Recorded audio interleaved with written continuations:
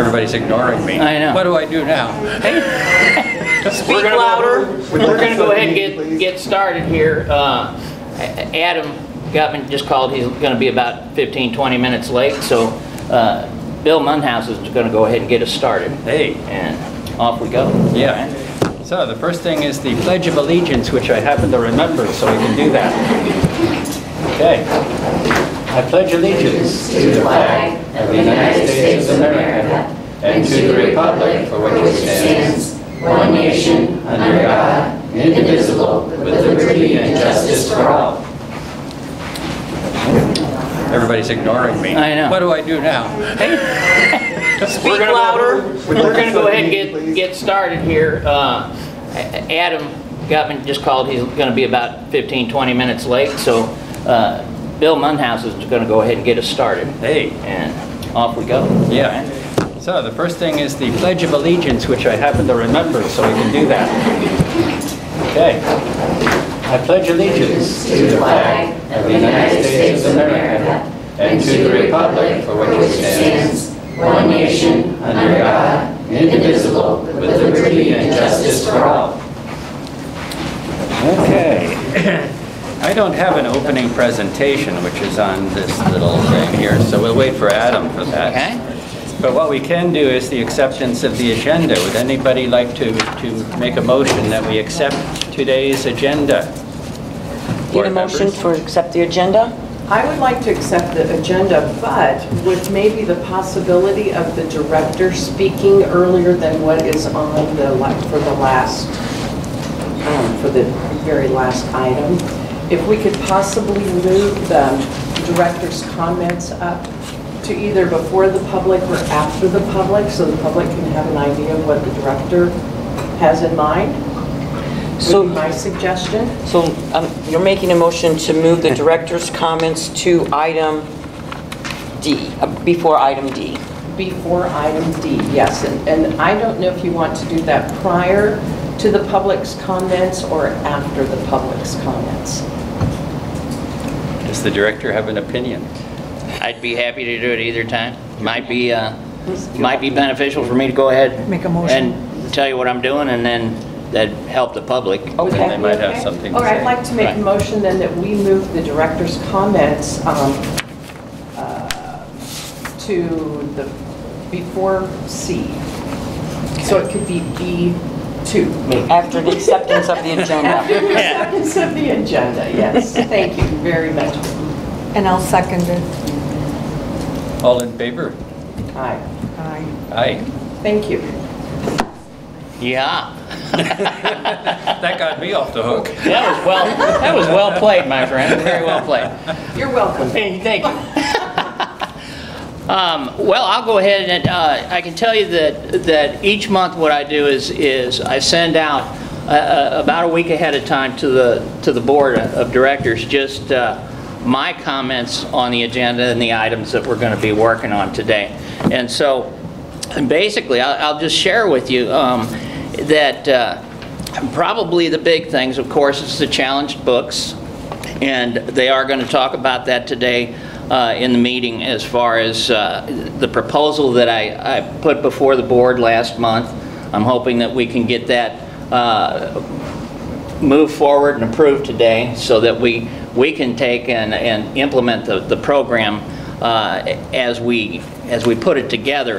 The reason being is that you know, we do have those books that have been challenged, and we'd really like to go ahead and you know, tag those books, get them back out there, put it into the system as to how we're going to handle them, you know, through our evergreen system and the other systems. Because the big problem we have is that, and I was speaking earlier here, we can do things with challenged books here, but the problem we have in this day and age is like everything else. You can address something that's within your own domain, but people can come in here and scan a book and check it out, or they can check out books from Evergreen system, which that opens up access to libraries all over.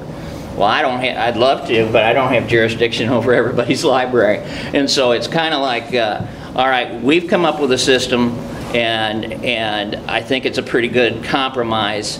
And so the board has had a month to look at it, and I'm sure I'm going to be interested to see what they have to say about how we can go ahead and implement it, because like I say, I'd like to get this implemented and up and running. So because just the challenged books that we had before, again, we may have more challenged books, and we're required by state law to address this and to post our solution on these things. When a book gets challenged, we have to post it to the public, and for that reason, right now we're not doing that, and so I need a methodology. So hopefully that will happen. The other thing we have, that I was going to address today, one of the agenda items has to do with the building that we purchased that's right there. It's next to our Osage Beach Library. We're not using it right now. We purchased it to get additional parking spaces, and for that reason, we've come up with several different options. I've been working with Dave here in the front row. He pretty well our go-to guy on fixing everything. He's Mr. Fix-It. If you have something broke, call me. He can do it. But we've come up with several different options for what we can do with that property. And again, we're going to talk about that as one of the items today with the board.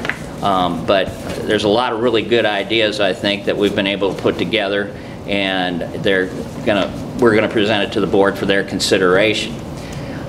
Some of the other things that we've been doing, which is kind of interesting, we're tied in through general library directors, I don't know what you call it. Missouri Public Libraries. Yeah, it's a listserv thing where I could see what other libraries are doing, and lo and behold, they're in Poplar Bluff, of all things. Somebody said, "Hey, we've got this Ameren grant for lights," and I just asked them. I said, "What's that?" And they said, "Well, Ameren evidently is trying to get everybody to switch these lights out to from fluorescent to the." Help me. LEDs? LEDs, yes. Right. Yeah, magic, right? Anyhow, of all things, they're doing it for public libraries. And so I sicked Dave on that, and sure enough, Ameren said, yeah, we'd be happy to come in here and switch them all for you, and at their cost. Well, again, this has been kind of a real eye-opener for me, paying utilities on these 6 buildings and all. Good grief, I complain every day about what I pay just for my home utilities, Here, when those bills came in, I'm like, what? So this will save us some money, and of all things, by them providing these bulbs for us, it saved us $4,494. Yeah, and they're paying for it. I'm like, yay. Of course, now Dave's got the job of installing all the things, but it's a pretty good deal. And again, that was just a grant that Ameren put out to all the libraries, so that was a win. I thought that was pretty cool. And so we're currently working on installing all those things. We're also looking at some of the other libraries. They have different lighting systems, but it opened up a whole new area. We're going to start looking at where we might be able to save some money on things like our heat and air and lights and all that. So anything we can do to bring those costs down right now, that was a big win for us. I had a branch manager meeting this last month, which was fun. I got to bring them all in together, and basically it was interesting in that we've decided that one of my initiative is outreach. We have so many great resources here at the library, but most people don't know about them. And so that's been my big push. And when I pulled them all in, I said, all right, here's what we're going to do. And I gave some expectations to them. I said, I want each one of my branch managers, I want them to go out in the community and meet with somebody at least once a week. Go out and meet somebody in the community, just sit and visit with them and share with them what you're doing. And to the point of, go to the pancake breakfast or go to the Lions Club or whatever it is. And then they're going to report back to me on a quarterly basis what who all these contacts are, and already we're seeing a lot of benefits from that. And even they are being, somewhat surprised. They're saying, just right across the street here, these people came in and they said, we didn't know what all you had here. So it's been kind of fun with that. Also, our quarterly magazine that we put out, we're going to divide that up into separate sections. And in each one of those sections, we're going to have the picture of the library. There's going to be a bio from each one of the branch managers. And then behind that is their section where they can talk about all the programs that they're doing at their particular library and in their area. So again, it's going to be a big push for outreach. And I have a meeting again with them on March the 20th next week to kind of see how they're doing and how we can move forward. So basically, the idea is get them up and out and get people coming in to see all the great programs and facilities that we have. Then there's this other crazy idea I had, and you will start seeing something. I've been working with the staff on something called Chapter and Chatter, okay? And, I've done a little time on radio and TV and all, and we came up with the idea on this outreach thing, is that what we're going to do is every 2 weeks, we are going to shoot a live show right here at the Camden County Library, be out there on the floor, and it's going to deal with current events just like I kind of always did on my shows, where the first one will be about immigration, we'll do one on Russia, we'll do one on the Middle East. And again, the caveat to that is when we do the show, I'm sending my notes and my information out ahead of time to each of the branch managers. I'm sending that to them 2 weeks ahead of time, and they are going to pull all the resources pertaining to that subject. So if we're doing it on immigration, they have 2 weeks to pull all the resources that their library has and have it out there on a display, so that when we do the show, we're going to plug it and say, okay, if you found this topic interesting, come on in. The librarians are waiting for you, and we've got everything you need to do further research on it for yourself. And so I'm hoping that'll kick off fairly well. We're here at the library itself, where we're doing the live show, we're going to have coffee, and we're going to invite the public in, and they can come in and ask questions, of us when we're shooting the show, on that topic and everything. So I'm kind of looking forward to it. We did something like this, me and one of the other professors from the college years back, called it Coffee at the College, and it was very successful. We had people would come in just dealing with current events and all. And again, my idea here is to draw people into the library. Once we got them in here, got them looking, we got them hooked. Then we can turn around and say, oh, by the way, come take a look at this stuff, right? And it's been amazing. If you get them in the door, they're like, wow, I didn't even know this, So I'm looking forward to that. Like I say, our first one is going to be Thursday, March the 28th here at the library, and it'll be at 8 a.m., bright and early, so everybody can get a cup of coffee and sit down and hear our program. And we're going to use that also as a bully pulpit to talk about any big programs we have coming up. Things like the summer reading program and all the different great things that each one of the branches is doing. So again, it'll be broadcast. It's going to be going out on Facebook Live and on YouTube Live. And then, it'll also be recorded so that we can utilize it in each of the libraries afterwards. But each one of the libraries will be able to access it and pull it up live while we're doing it as well. So that's going to be a kind of a fun program. I'm also, I did a show just a few weeks ago for Lake TV about Missouri history. And again, plugging the library, saying, hey, you want to find out about Missouri history, we've got whole sections of our library dedicated to Missouri history, and come on in. Our librarians would be more than happy to help you with that. So I'm going to continue to do those on a monthly basis. Again, it's Missouri history and giving people access, trying to tell them more and more about what we have here available. The last one I did, it was just about the founding of Missouri, and we talked about Lewis and Clark, and I told them about a book we have here, Undaunted Courage by Stephen Ambrose, and took the book with me and said, hey, if you're interested in it, we have this book, come on in. So you know, I'm kind of playing salesman a little bit, but I'm hoping that it'll pay off in the long run. And so those are some of the big initiatives that we have going right now. And so basically, you know, we're gonna try and float this boat and see if it works. And I'm really looking forward each month to try and come back and tell you what success we have. And again, we're going to be tracking to see if we can increase the numbers of the people coming to use our facilities. So that's basically what I have. So, cool? Okay, yes. And it is cool. I mean, I think the purpose of the library board and the director and all of the staff is to make the library more important, because it's this tremendous resource that, from the citizens' point of view, is a free thing, and they don't even know it's worthwhile. I think that's one of our issues as a society, is if you can't buy it, people think it must not be worth much. But, maybe we should charge. You know? Yeah, maybe we should charge. I think that's his plan in the long run. That's right, yeah. Okay. Coffee's $8 a cup, by the way. Just kidding, just kidding. Coffee's free, okay. Coffee's free, good.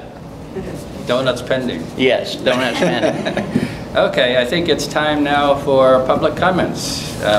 We used to have a sign-up sheet. Does There's one anybody? right here. You got We it. have the sign-up sheet. Yes. Thank you. So if anybody would like to comment, you're welcome to. Okay. Yes. I have to sign it. Oh, okay.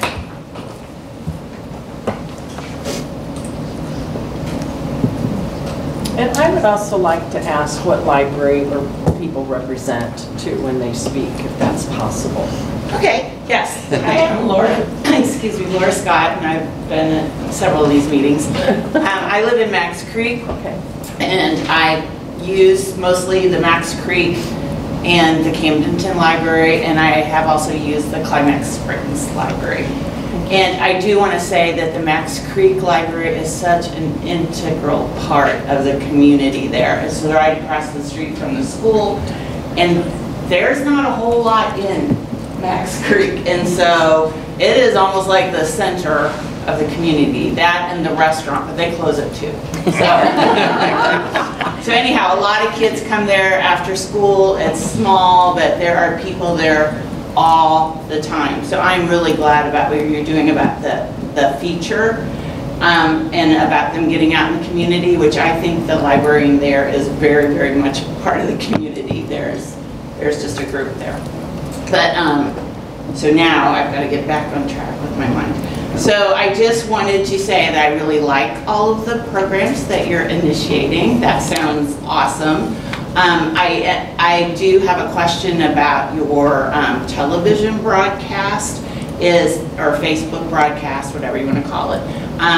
If it's going to be, are you going to have other speakers on there, or does it all come from you, or? The intent right now is we did kind of a little teaser yesterday trying to get the bugs worked out. We've been working on that, and I think we're gaining on it. I've been working with Coley here and Mark.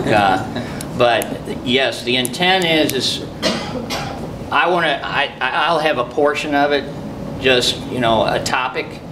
And again, the topic, the methodology is to basically highlight resources that each of the branches has. But then in addition to that, we're talking about doing an hour show. So I'd do like maybe 20-30 minutes on a topic. We want to address all of the programs that we're dealing with that month at the library. And then any guest speakers that we can get, be it a branch manager or somebody that's doing a presentation that month, perhaps have them come in and do a little talk about it, a little highlight on it. And again, like I say, we want to have comments from the audience. And the way we're going to do that is when people come in and know what our topic is, they'll fill out a card with their questions, and we'll take those cards at a portion a little bit later after we've done what I just said. Then we'll address those questions as well. And then again, we'll close it off with initiatives on any new programs that we have, anything that's come forward, you know, going to be in the next couple of months, and then some of the successes we've had with programs we've done in the past. So it's going to be a little bit of everything, but yes, you know, we're going to see how it goes, and then if it works out well, I'd love to be faded out and bring somebody else in to do some of the programs. So that's my intent. We're just, like I say, we're in the baby stages now. We actually got it to work the other day and we all cheered. And I was like, hey, you know, I went out there somewhere, you know, so yeah. And the last thing is I just want to comment on, you know, our big topic lately about, you called them challenged books. And my question is, so I think fairy tales are very violent, so I would like to challenge them. Are they going to be moved to that shelf just because I came in and said that? If you want to fill your forms out and explain to us justifying why they're violent and why you think you're opposed to them, yeah, we have a process for it. That was my question. Yeah. You have a process, and then who ultimately decides? That will be, it goes through me and then up to the board, and the board will decide, yes. Okay. So. I also hope you have input from librarians because Sure. they're the front runners. Yes, so. absolutely. Okay. Absolutely. All right, thank you for all the work that you're doing. Thank you so much.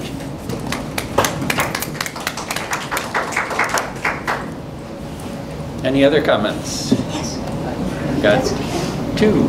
Hi. In case you forgot my name, I'm Sandy Nelson. The reason I came today is specifically because of the discussion on the Sunshine Law last meeting. I'm a semi-retired journalist. I have invoked the Freedom of Information Act with numerous organizations who are reluctant to release information.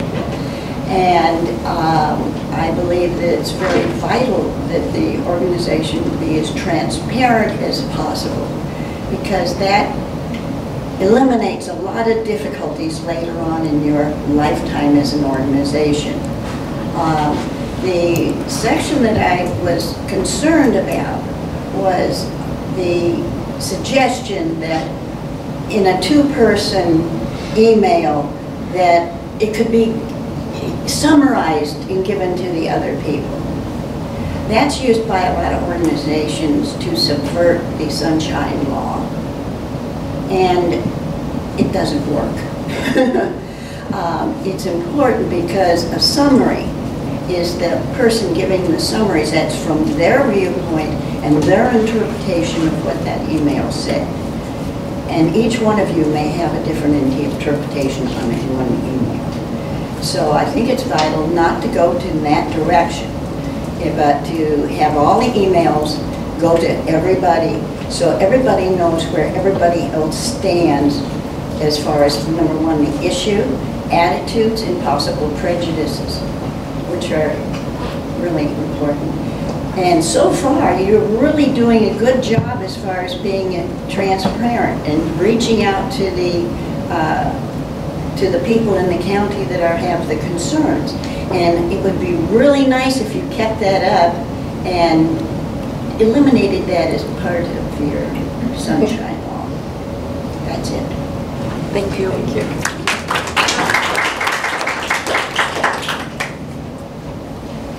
Yes.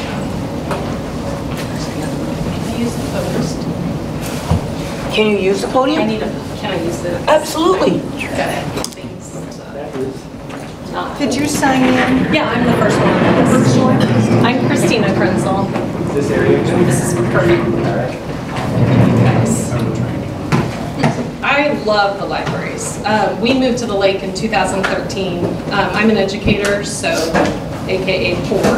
We love the libraries. I have two kids, and when we lived in Columbia, my daughter was born with some medical issues, so I had to stop teaching and come home. My husband kept teaching, so we were a one-income family on a teacher's salary, which is entertaining, to say the least. So the library was, we had a schedule. We had breakfast, we spent a couple hours on the Katy Trail, which I miss, and then we would spend the afternoon in the libraries. And so they were a vital part of my children's childhood. And still, we go to the library as often as we can. They're older now. I don't have little ones anymore, but I do have friends with little ones, and I always tell them, well, do you know about the library? Go to the library. Because like you guys said, a lot of people don't realize what's here and the resources here. And so I just We all in the room, I think, have some big feelings today about some things that have been in the media lately. And I just want to kind of talk to the point about the process for challenged books. I am an English teacher. I teach special education. So my biggest thing in my classroom, it's easy for me to justify what I teach, reading and writing. It's so important. You can read, you can do anything. So with our big feelings, I am thankful for everyone in the room because we're all different and we have different feelings towards these topics, which I think is important. And I respect everybody's beliefs, religions, values. Though different, they're respected. I want to start with the definition of censorship. Censorship is the suppression or prohibition of any parts of books, films, news, etc. that are considered obscene, politically unacceptable, or a threat to security. The last part really stood out to me, threat to security. It's been brought to my attention recently. Honestly, Christine? Yes. Could you just, Sure. I'm not, there's too much going on. I Sure. want to be able to hear I what can you're wait. saying. Sorry. No, apologies. I'm a high school teacher. I am used to all kinds of stuff, so.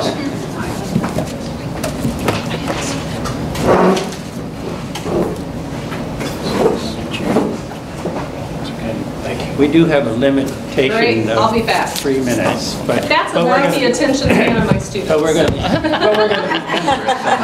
That's why we did it. I did stop the clock because Yes. Oh, it's fine. Go right. I'll be quick then.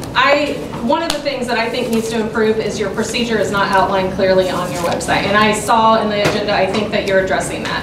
It challenged books, there's a form and it's available, parents can challenge book. I applaud the person who challenged the book because I think it's great that someone's being vigilant. That's our job as parents, to be vigilant of what our children are reading. However, what I want my children to read might be very different from that parent, and so it is important to me that whatever book is being challenged remain on the shelf while the challenge is in process, because that is a form of censorship. Pulling those books off the shelf while they're being waited to be challenged is censorship. It should remain on the shelf until that decision has been made by the board.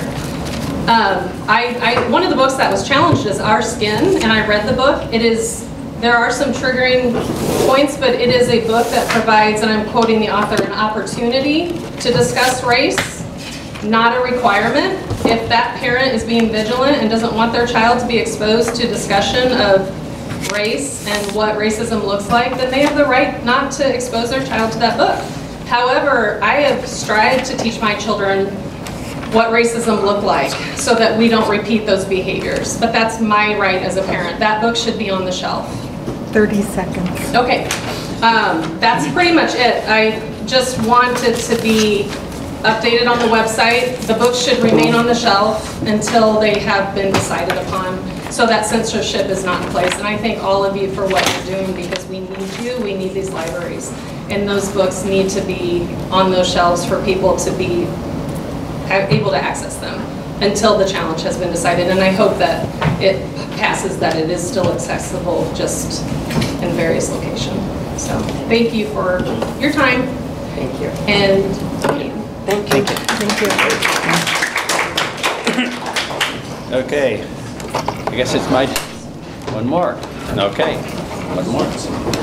Oh, you go first. It'd be like you go first. Okay. Good morning. It seems our weather curse has been lifted. Yay! Maybe. That's what I'm excited about. Yeah, I shouldn't jinx it.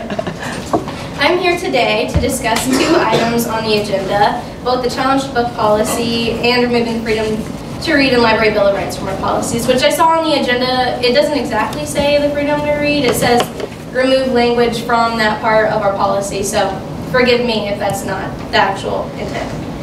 I would like to begin with the proposal for challenged materials. I appreciate that the library's administration is trying to find a compromise. I'm sure it has taken a lot of hard work to craft the proposal, and that is definitely appreciated.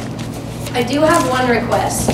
In the proposal, it states, quote, "Any materials that have been challenged will be shelved in the adult shelves," end quote. I ask that you add a review process in the proposal for challenged materials prior to age restricting them to individuals 18 and older. I make this request for 3 reasons. 1, I haven't seen the official list of challenged books, but I have seen a Facebook page about challenging materials.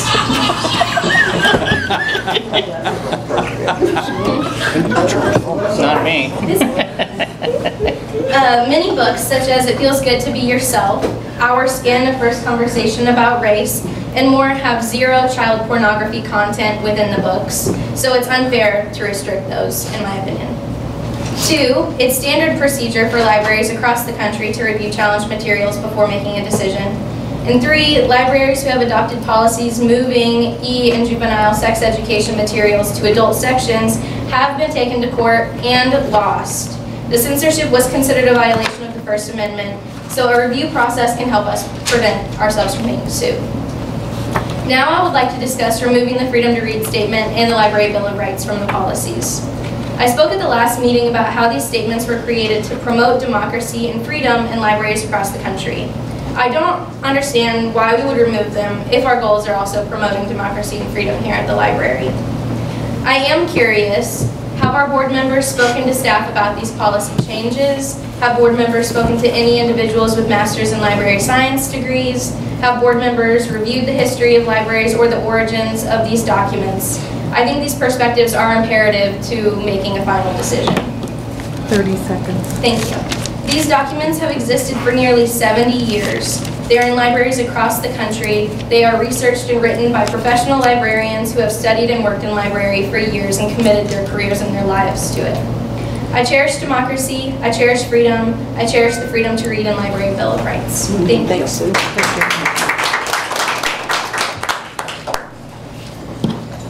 Good job, Sydney. Do you want me to sign in? Yes. Yes, please.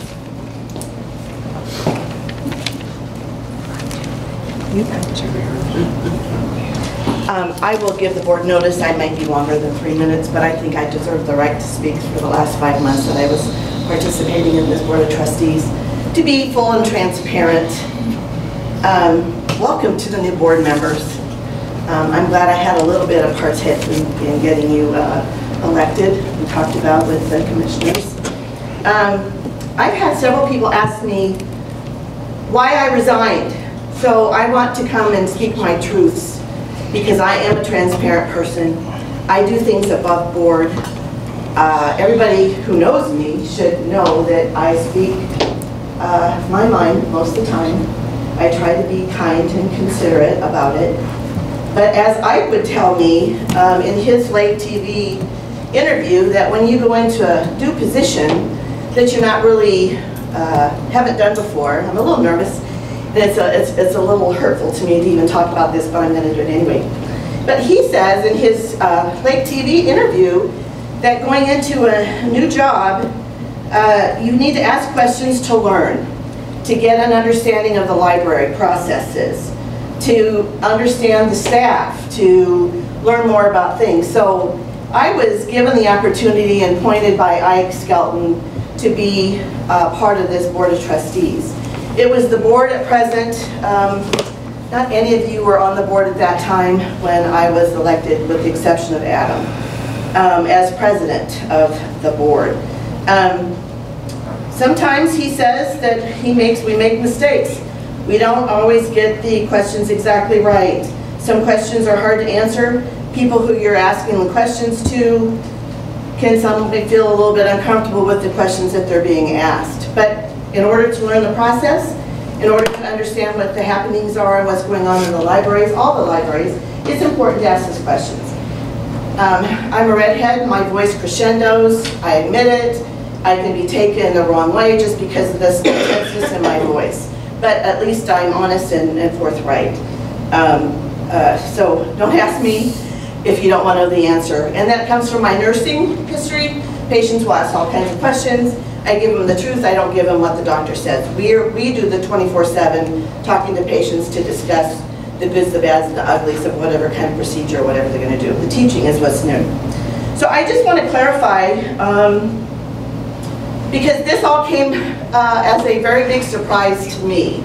We were working on the open meetings document about the Sunshine Law, the conversations, the emails, and it was stated in the last meeting that the documents were in different colors to understand how and who was speaking to whatever.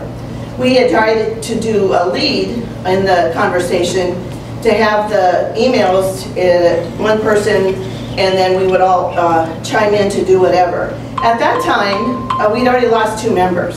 Denise was resigned because of an illness, and we lost John Oliveri, which I was really disappointed that he didn't stick around, but the way that he left was very disappointing as well, and I won't go into details with that, but I was sad to see him leave because he actually offered a different side of the story with a different opinion and had experience from being on the board at the last time. So, Vicki, could we pause for just a second? How do we feel about going over 3 on this? I'm going to ask you for some leniency, Adam. I'm asking. I want to get the consensus. Give me a minute. Give me a minute. So, I'm okay with it. Yeah. Jim? Okay. I won't be much longer. Okay. No, that's fine. At least that's fine. to the community. Please continue. Yes. To the community. I want to make sure. I don't need your permission. But to the community, why they've asked me why I resigned. So to make it long and short, there was some discussion about the open meetings. We didn't do really well. Bill and I did a lot of the stuff on it. It wasn't Denise that participated in that document. We talked about different colors of emails. It's all in here, and I'm going to leave it with Mary Pat, you and Becky and New. Jay, if you want to get with the 3 of them, you can look at this. I think it's good information. But after Professor Paisley was appointed and elected, we had some conversations, and he asked me to work on policies, and he asked me, told me about a few things. And so I was inquiring at some of the libraries. Well, I guess I inquired too much. My tone probably wasn't appropriate. Some people didn't like that I was asking them questions. I learned that the tuition reimbursement, that if you look at any of the videos in the past history of the library, that it was done on a monthly kind of basis. And then I found out that we were, that wasn't true, that we were informed untruthfully about this. The whole board was not told truthfully about it. So I went to I wanted to go to the source and ask questions. So I went to the source and asked if this was really the truth, and it was like told to me that no, as a condition of employment, her 2-year bachelor's degree would be paid for by the public. That was an assumption that the old director made before he left. So that probably ruffled a few feathers because I went directly to the source rather than talk to the people who work in the libraries, because they've also been untruthful in several things that they've told me that I have since found out. Anyway, so we had hired the new director, we had 2 resignations, and so on the 30th day, after going to the libraries, I think it was here in Camdenton, I was having trouble, could never get my email on the board. My phone wouldn't even pick up the website while I was here, so I'm like, okay, what's wrong? Why does this not work? We've been trying to get an email. The commissioners recommended, I even spoke to James Gohagan on it, to get the emails kind of taken care of. He thought it was a good importance and stuff. So this was discussed on Friday before the commission meeting on January 30th. There were 3 complaints about me from people at the libraries that didn't like the way I approached them, the way I was asking questions. Because as branch managers, they should be, I think, aware of what's going on in their libraries. I was really concerned about customer service, because if I'm at the grocery line, I'm talking to the people about the library. Do we go? Do we not go? I'm getting information from the public. It's not just me making my own decisions. Anyway, on that Friday, James and I sat down, we had this nice talk. It went back to what I said about scaling, about asking questions. Everybody's uncomfortable. There's a lot of things that we need to know, the processes and how this all goes.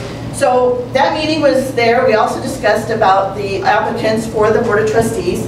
They wanted my input, so I gave everybody's input. I sent even a letter of what I felt to James and Ike about what I felt the criteria should be when they were picking the trustees, because everybody knows the commissioner appoints the trustees from the county. I have a list. I said I wanted that they could make a personal commitment of their time and energy to the board as needed. Now keep in mind, I'm still president at this time. That they can put community first and foremost in their support, that they are able to support the director, that they can follow the sunshine laws when communicating, they can respect their other members if there's a difference of opinion. If anybody watched any of the videos in the last few months, you can understand that the board, we all had a difference of opinion. We're all learning. It takes some time to get everything straight. But then that they can keep the library board business confidential, and that they will bring their ideas for library growth to the table and be great ambassadors for the library as well.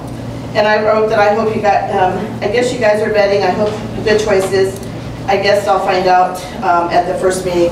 This was the Friday before the Tuesday commission meeting. So at 8:15, I don't know what happened between Friday and Tuesday morning. The only thing I can think of was Monday we had a discussion about the radio building, and we were talking about the ducts and their conditioning and stuff like that, and I couldn't figure it out. But then I started looking back, and I find that there's some discussion about, from the board, a board member, to the commissioners about whether or not all this book stuff was going to be affecting their re-elections, which I don't think should have anything to do with it. Did I say something funny? No, I mean, I'm trying to get it done. So this isn't a reaction to you. Oh, okay.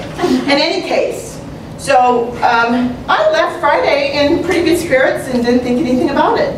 So on Monday, that's the only kind of communication that I had with any of the board members was about the radio building. Dave, so kind, was sent an email out. Vicki sent out the contracts for everybody. We were going to look at the ducts. They were talking about this. Adam wanted another company to look and give us a bid. And so then I wrote back and said, you know, why are we doing this? We'd already had the bids. They were already old. We were going to have to redo them anyway. But why not just fix what's broken rather than try to make a temporary fix on everything? So I just shared, like I always do with what I do with my communication to everybody. I don't leave anybody and everybody out. So on 8:15 on Tuesday morning, I got a text from Commissioner Skelton, and he asked me if I could meet him in the office at 9:30. Now the commission meeting was at 10 o'clock, and that's where he was picking, and they were all choosing and appointing all the new board members. On Friday, we talked about you three and a few more, just for transparency. And I made my suggestions, but ultimately, I believe it was up to the commissioners to appoint. We got coffee and we sat down to talk, and you know, at 8:15 in the morning, I felt like, oh, something must be up, right? Who would call me at 8:15 in the morning to come see him at 9:30 before the commission meeting? So I walk in, and I'm pretty straightforward. So it's the good and the bad and the ugly. We got some coffee, we sat down and we talked. The next thing out of his mouth was that he said, and I quote, he needed to, he was going to lose the board and the director if they didn't get rid of me. Well, I have to just step back this. It's like, I was like very much taken aback because I had no idea that this was even coming. I understood that there were complaints. Nobody likes being questioned. I probably the same way, but at least I'm honest that I ask you what I want to know straight up. I'm not going behind anybody's back. I'm not writing emails to the commissioners to, you know, understand anything and not be transparent. So, in any case, I was fired. Did not resign. It was disappointing that our commissioner, who spoke so much on transparency during his election, that he couldn't be honest with the whole community to tell them that they'd asked me to resign. And I was given a reason that I had made some statement about weak men, which I still can't figure out, and it still does not compute in my mind anywhere. So, my recommendations to this board is that, who said to not use the two-member communication? I did. Sandy, I totally agree with you. If you guys go back to the video The previous board, everybody with Adam, this was only there with all of us, when we started looking for a director, because we got hit with that new job, right off the bat. And so we had to kind of do what we needed to do at the time. Vicki, can I interrupt just for a second? And I know we all approved that we would let you go ahead and speak, but my concern is any of the public back there have any concern with her taking more time? No. Okay. Okay, thank you for Thank you. allowing me that. I was in the community. Good check. It's the community that's asked me, because they're just shocked that I resigned. So I'm just trying to make it clear. I don't want to leave a bad taste. I want the board to do what they have to do. I have the documents that you can look at before you make your decision on the open board meetings to consider and put it off to look at. I would hope that the board continues to be transparent.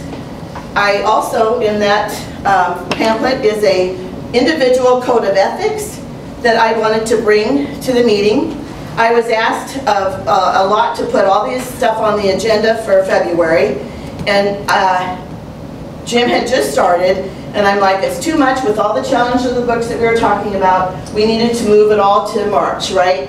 And so that wasn't good enough. They still put it on, and as you noticed from the last meeting, they tabled all of that information and moved it to the next meeting.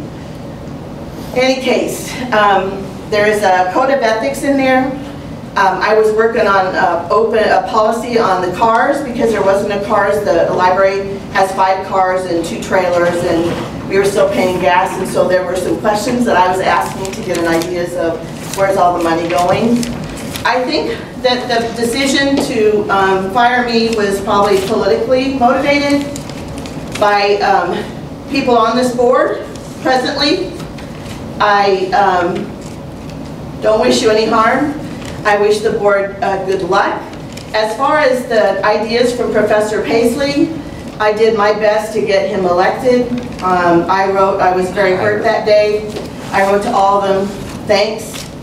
I felt like I was stabbed in the back. I felt like I've always been approachable. And I had to come today and tell my truths, because I just believe in transparency and that there's issues on this board. So in the open meetings, when you're doing your emails, everybody should see what everybody writes. Everybody should make an opinion. Everybody should know in the code of ethics that you're just sharing your thoughts. Everybody knows. I think Becky mentioned at the last meeting about some questions and concerns in regards to that. I would hope that you would continue to do that. Now, and that's all I want to say, and I wish the best. I think there's some big changes that need to be made in this library, but that's for you all to do. I will sit back from a citizen and make my requests and other stuff from this end at this point in time. As far as the podcast, I wrote in here that I'm shaking because I'm just so, this has just been such a blow to me. I would encourage, my belief is that this was all tied to the issue of the collection of books. And looking back on how things were handled, I question the code of ethics of some of our board members. What's done is done, can't go backwards, we'll go forward. I'd like to thank the residents, all of you who have taken the time and come in to talk and speak your piece. I agree with Christina that we love everybody. Everybody and anybody should be welcome in this building. It is up to the parents about what books they read. Bringing attention, Dan Owsley was great bringing attention, but I think there was also another person in there that pushed it to do it at that time for alternate reasons, but that's a whole other story that is just beyond. I would encourage the public to stay involved, attend meetings, ask questions. I feel from my heart that this library should be bipartisan, not partisan. The podcasts are here, they're planned in Camdenton and Osage Beach, and yes, I did watch them, and I'm concerned about discussion of the current events because KB and Professor have always had a great following on the radio with the history and their talk about stuff. I don't know about if that's appropriate to bring into the library, but that's for the public to take up and look and see what it is. I think talking about politics makes us all aware. Talking about national things that are going on. We are all affected in our country today. We all need to come together as a community and support each other. Your public money's being spent. That free coffee, you're already paying for that free coffee. Change is good, but it can be really difficult. And I wrote this, I had those documents to share with the board. I suggested about the email thread. I talked about that.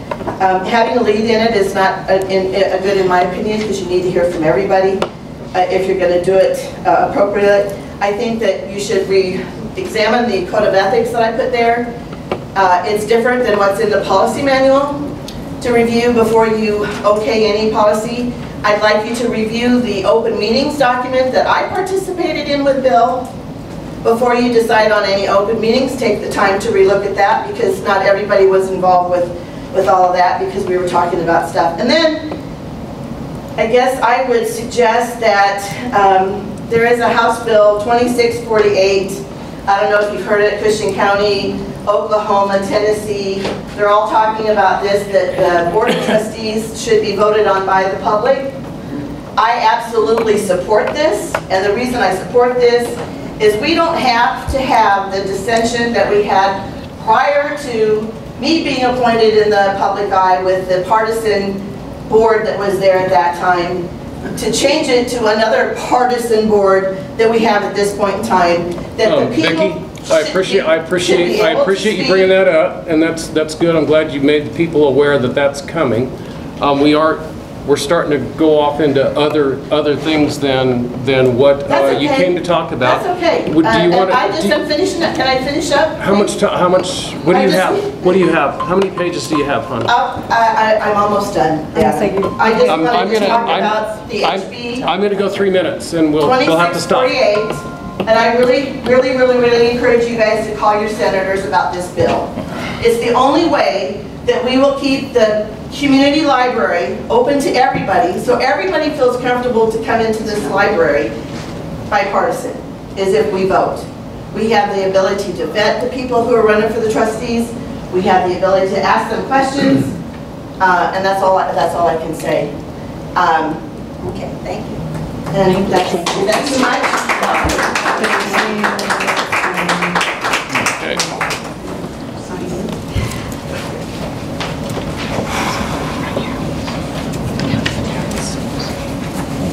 Okay. Okay.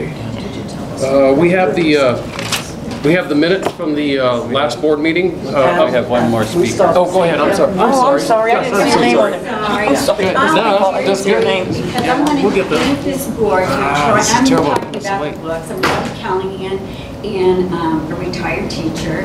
And I think this board has done an amazing job trying to be bipartisan and finding a solution to these books.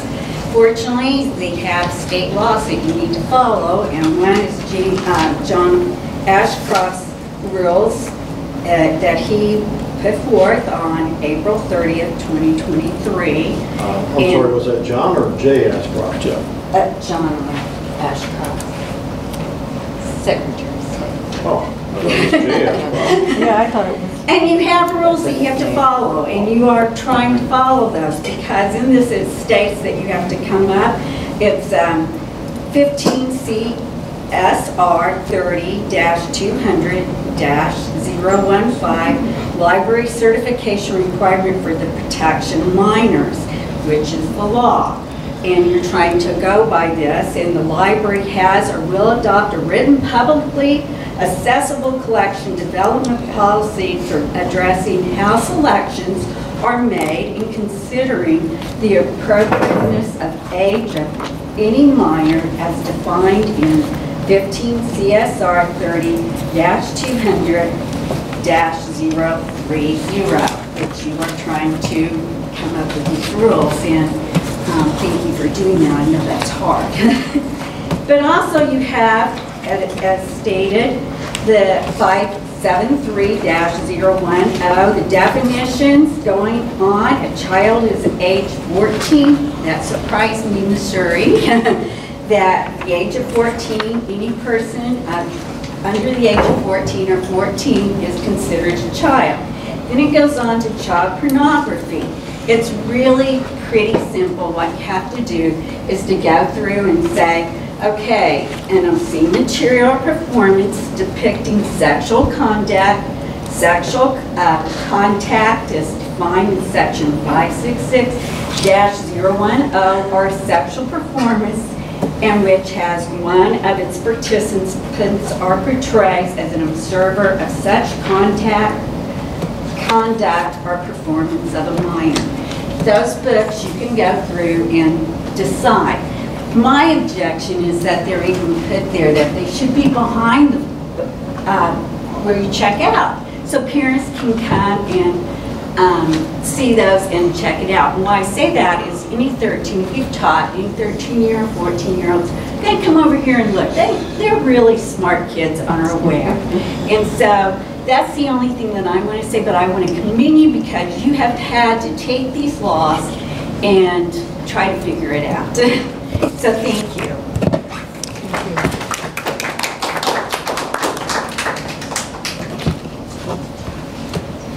If I may make a quick comment on that, Adam already pulled up and shared with all of us those laws from Ashcroft, and I've been reading them, and yeah, it's very defined as what they're calling pornography. Yes. One of the things that the board needs to figure out is, can we move those books behind an area where the kids can't just sit out and read them out in the library without checking them out? I agree with you that yes, they should be the ones that the people decide, and it's not necessarily the board, but people like you decide we don't want our children to read these. And like someone else said, what you want your kids to read may not be what this person wants that child to read. Exactly, but you do have the laws that will help you decide those. Yeah, but like any law, there's a very broad gray area. I get it. I just Are there- feel like, Continue. since we're talking freely and sharing, I think that's great, I like that. On your website, you say that you strive to maintain resources that are readily available, either directly or indirectly by the library, and equal and equitable to all readers. You also say that you respect the county, state, and nation's diverse cultures and strive to reflect that diversity by providing a wide assortment of resources and services. I don't understand how pulling our skin off the shelf matches what you have written on your website. So again, I just beg you let the parents make the decisions of what, that's a good parent. That parent that challenged that book is a good parent. And I'm proud of that parent for challenging that book. I'm a good parent. I want my kid to read that book. That's okay. Let the parents make those decisions. And I don't think any book should be banned, but having access to accessibility. Right, and Parents are doing their jobs, and I think that's commendable, and so I think that's the way it needs to stay. Books should not be pulled off the shelves. Those parents have the right to make those decisions for their children. But they also have to follow. Absolutely, and that means not censoring. We have some general business to get through here, and then Jim will be presenting his proposal, and we can take some more commentary on that at that point, but we'd like to get that moving. We're going to move on to the acceptance of minutes for last month's meeting, February 16. Those minutes were available on the Camden County Library District website, Board of Trustees monthly agendas. And so everybody, the board has had a chance to look at that, and are we ready to accept those minutes? I move we accept the minutes. Can I get a second? I'll second it. All in favor? All in favor? Aye. Aye. Okay. We move on to the treasurer's report. Yes, everybody's seen the treasurer's reports and the bank reconciliations. Bill pointed out an error that I made. I missed a minus sign, even though it is in red. I did miss the minus sign. I will make that correction. But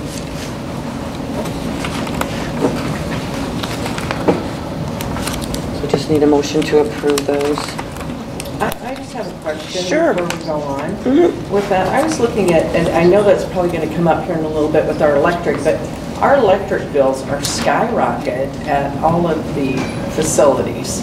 And I think that's probably in common with everybody's household too. But Rate increases? with all of these, I was amazed how much we do pay for the 7 spots. That's 6 branches of the library plus the radio place. And I'm glad to see that we've got the grant coming in from Ameren that's going to help with that. I know the upfront costs with light bulbs will be a bunch with the LED, but I think in the long run that should help. Right, Dave? Yep. Okay, good. We're under received. Okay, As part of the grant, we got the Yes. light bulbs. So. thank you. Could I add one thing there?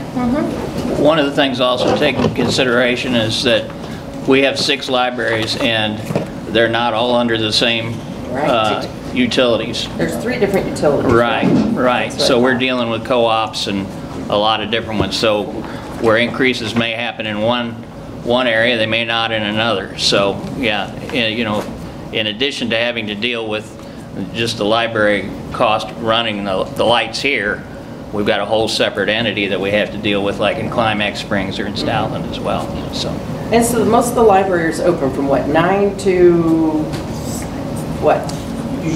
About how many hours or? 8 hours a day. 8 hours a day, Yeah. mostly, yes, okay. yeah. Osage Thank you. Beach and Camdenton are open from 9 till 6. Till 9 to 6, okay. Thank you. I know that Laclede Electric is having a price raise this month. I think it's going to show up on April. And Como, they had one too. 12%. Right. Yes. So we have our utility providers are Laclede Electric, Como, Southwest, and Ameren. Are we for that? Yeah. Okay, Yeah. thank you.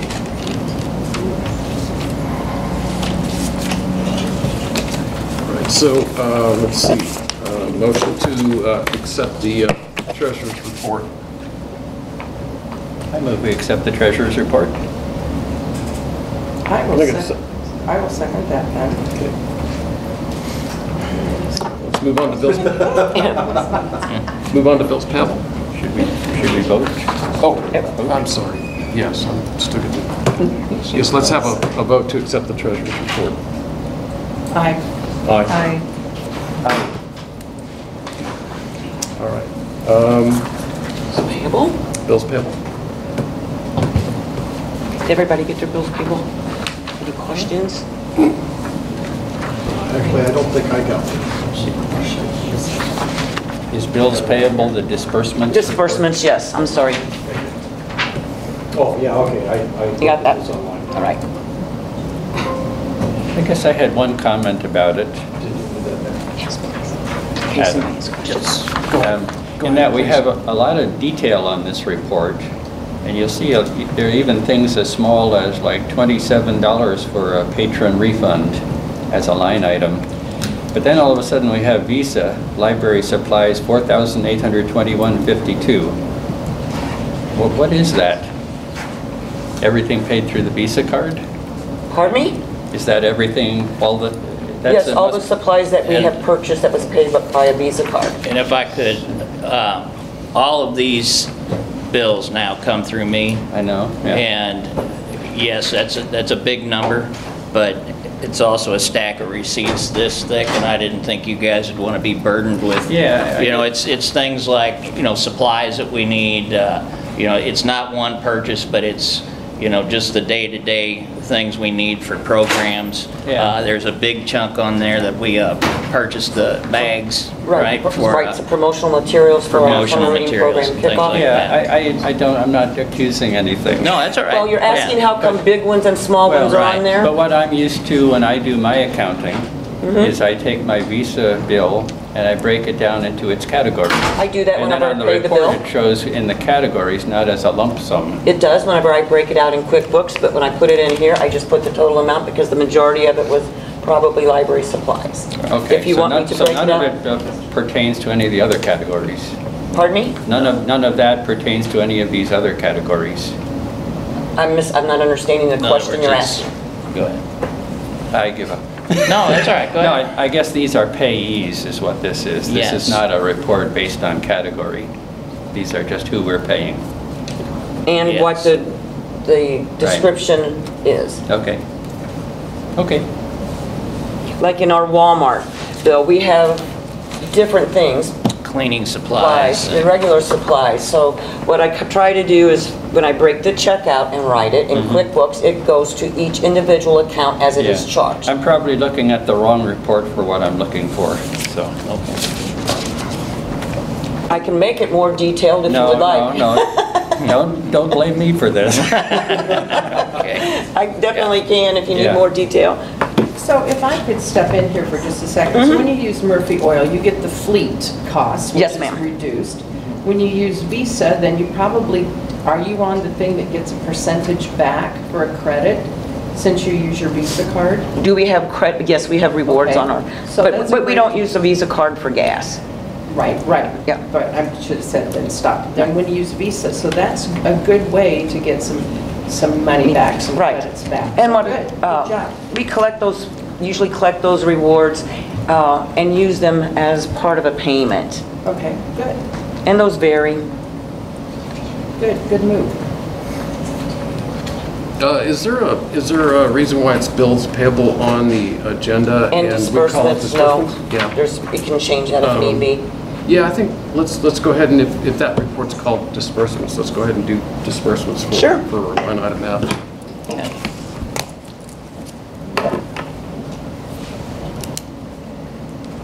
Okay, so a motion to accept the disbursements report. So motion.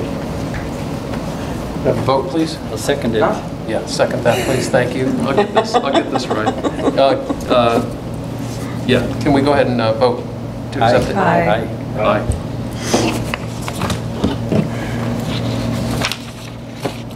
Okay, we are provided with a branch report from each library and from marketing and from IT. And there's also the mobile, I believe it's the mobile library. Outreach, yes, yeah, that's yes. it. IT outreach, yes. So we do get those reports, and personally, I find them very helpful in understanding what's happening at the branches.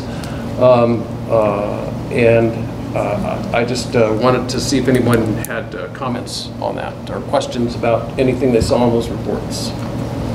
Well, first of all, I want to thank everybody who provides the reports, because that is a wealth of information that's there. And as I held up before, this between the pages is fabulous. Yes. That tells what all goes on at the library. So if you've not seen this is great. Another thing that I saw on there that I thought was great was the circulation and the people count has gone up at every single library since last month. So more and more people are starting to use the libraries and to come in, which I think is fabulous. And on April the 8th, there's an eclipse party, which I think should just be spread everywhere, that you can come hopefully get free glasses to watch the eclipse. And then with the summer reading program coming up. And I know that last year when they had the children's summer reading, they also had the adult, and I really enjoyed that too. So I want to just personally thank everybody for the reports and all the people who put those together, all the work that they're doing to get the information out to the public. So we'll keep those reports coming. I would love to see them. Do we accept those? Do we take a vote? No, or accept those? they're just on there, It's just comments or questions. Comments or questions, okay. So we're going to proceed to unfinished business. And That's the certificates of deposit? yes, I we'll checked. start there. Yes. I know we changed the order up a little bit, but yeah, get that general business done. I'll pass that to Bill. I got some information you had asked to check with other banks. Jalen Infused Credit Union does not do public funds. Okay. Okay. Okay, yeah, I talked to the manager, it sounded like they did, so, I called Diana Allen. is that who I? Yes, that's the name you gave me. They do not do that. So what I am suggesting that we do is that we invest $1 million for 12 months at 5.10% APY at Sullivan Bank. That would be one of, they had the higher rate for 12 months. Invest $300,000 at Central Bank for 4 months at 5.50, and $700,000 for 6 months at Central Bank at 5.35. And those investments are broke up into the 250? No, they are not. For public and for no. FDIC? Sullivan Bank, that 12-month is what they call a CDARS program. Okay. They take that money, break it up into $250,000 increments, and do it to other banks. Okay. If they're choosing. It's called CDARS. It is an acronym for Certificates of Deposit Account Registry Service. So that's how they deal with, smaller banks will deal with those kind of, that service, so that they don't have to pledge that much money. Because if you do not use the CDARS, anything over $250,000 has to be pledged, and they have to pledge it with securities. So Central Bank, theirs will they will do it either way. That's entirely up to them or us. It makes no difference. We're going to be secured whether they pledge or whether they use CDARS. I think by investing this way, the rates are going to go down. That will get us through the end of the year. Good. Can you repeat those numbers again? $1 million for 12 months at 5.10 APY. Is that, pardon me? That was Sullivan. Sullivan Bank, yes ma'am. Central Bank, 4 months, 5.50% APY, $300,000. Central Bank, 6 month, 5.35 APY for $700,000. So it's a total of investing $2 million.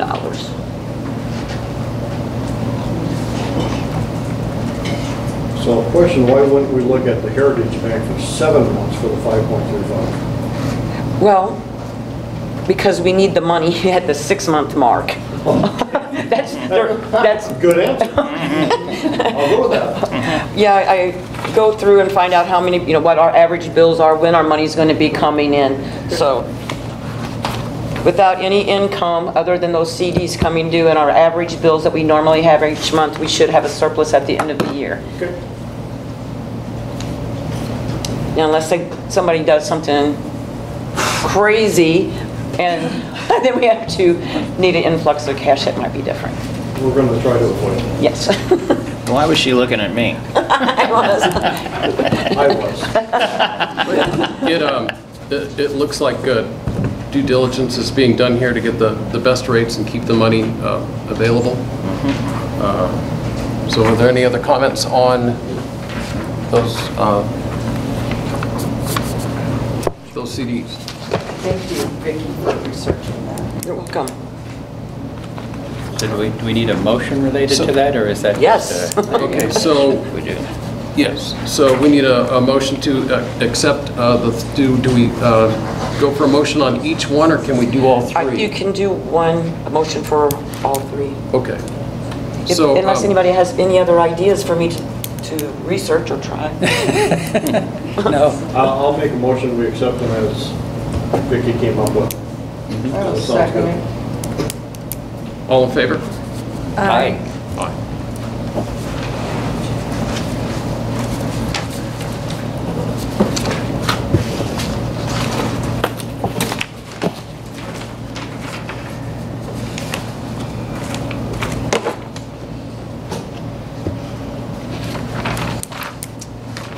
We are now at the proposed challenged books policy, as will be presented by Director Jim Paisley. Okay, so last month I submitted the proposal for how to handle these challenged books and to the board for their consideration. Again, I want you to know that we did a lot of work on this, and it wasn't just me. I pulled together, somebody mentioned the branch managers. We had a representation from several parts of the library here to work on how to make this happen. And again, your comments are all well taken. you know, it's a monumental task to try and figure out how can we basically come up with a compromise that everybody can live with. And I can tell you right now that every library in the state is struggling desperately with this issue. It's like everything else that the state has a tendency to do there. They've made some decisions and they say, now handle it. And so, you know, we kind of walked into a whirlwind here and it's not gone away yet. I see this proposal as probably the best compromise that we can come up with now. My big issue is I'd like to have the board, having reviewed it, to go ahead and accept our proposal as to how to do this. You know, and the details are there. They're also available on our website. And in essence, what we're going to do, and we talked about this in the last meeting, I don't see this as a whole lot different than what we've had in the past with when they came out with rap music and you had to somehow tag it, with video games. And in essence, that's what the proposal is. I've got one book here. It's got just a sample of the sticker that'll be on the book itself. There'll also be one on the spine. And it will basically flag that individual book as being challenged, okay? And in doing so then, again, I don't want to ban books. I don't want to pull them from the shelves. You know, I know that there's some people would like to have them locked up behind a door somewhere, but again, I don't think that's probably not the easiest way to come up with a compromise. My intent is I just want to keep these out of the 3 to 5 year old section, and for that reason we made the decision that the books, if they are challenged, we'll tag them and we'll put them in the adult section. Now there's the second step to that. We thought, you know, hurrah, we'd come up with an answer, and it quickly took an ugly turn in that we had to figure out what are we going to do if somebody comes in and orders the book and it comes in from another library. And trust me, folks, that you cannot even begin to imagine how many books come in that back door every day, because people order books, people going back out, we're distributing them. And as you all know, we have scanners here. You can just scan something and off it goes. So to check a book out. So the issue was, how do we flag these? Because we're part of the evergreen system. Well, now we go down this ugly path of, okay, I can make decisions for this library and my other 5 libraries. I can't make decisions for every library in the state. And so we had to come up with a way of how will we tag these books so that it gives our librarians an opportunity to say, okay, it's going to take an adult to check this out. And I'm going to say this, here's the deal. I agree 100% with what some of you have said. To me, I'm not the parent. It's the parent's responsibility. If you want to check that book out and give it to your kid, by all means, I want you to be able to do that. And I really don't want you to have to go behind a lock and key to get it, all right? But it's going to be the parent's responsibility, if they want to check the book out, that what'll happen is the book's tagged, you're going to take it to the librarian, and the librarian's going to say, you know, we're going to have this checked out under an adult's library card. That's the compromise that we've come up with. I know it's not the most perfect solution. I'm trying to keep the public happy, at the same time trying to keep the state happy. Understand that, and I understand what you're saying, that, you know, setting that book or pulling that book, whatever it might be, if we leave it out in the open, we're leaving ourselves open to somebody coming in from the state and pulling the library, and in their opinion they think, no, this shouldn't be available. Well, I've got a policy, we've got a way of handling it, and that's what I'll tell them. You know, again, I'm trying to walk a fine line between what the state's requiring and what the public would like. And so this is the compromise we've come up with. Now, I urge the board to approve this, because right now I've got these books sitting on a rack. They're not out there.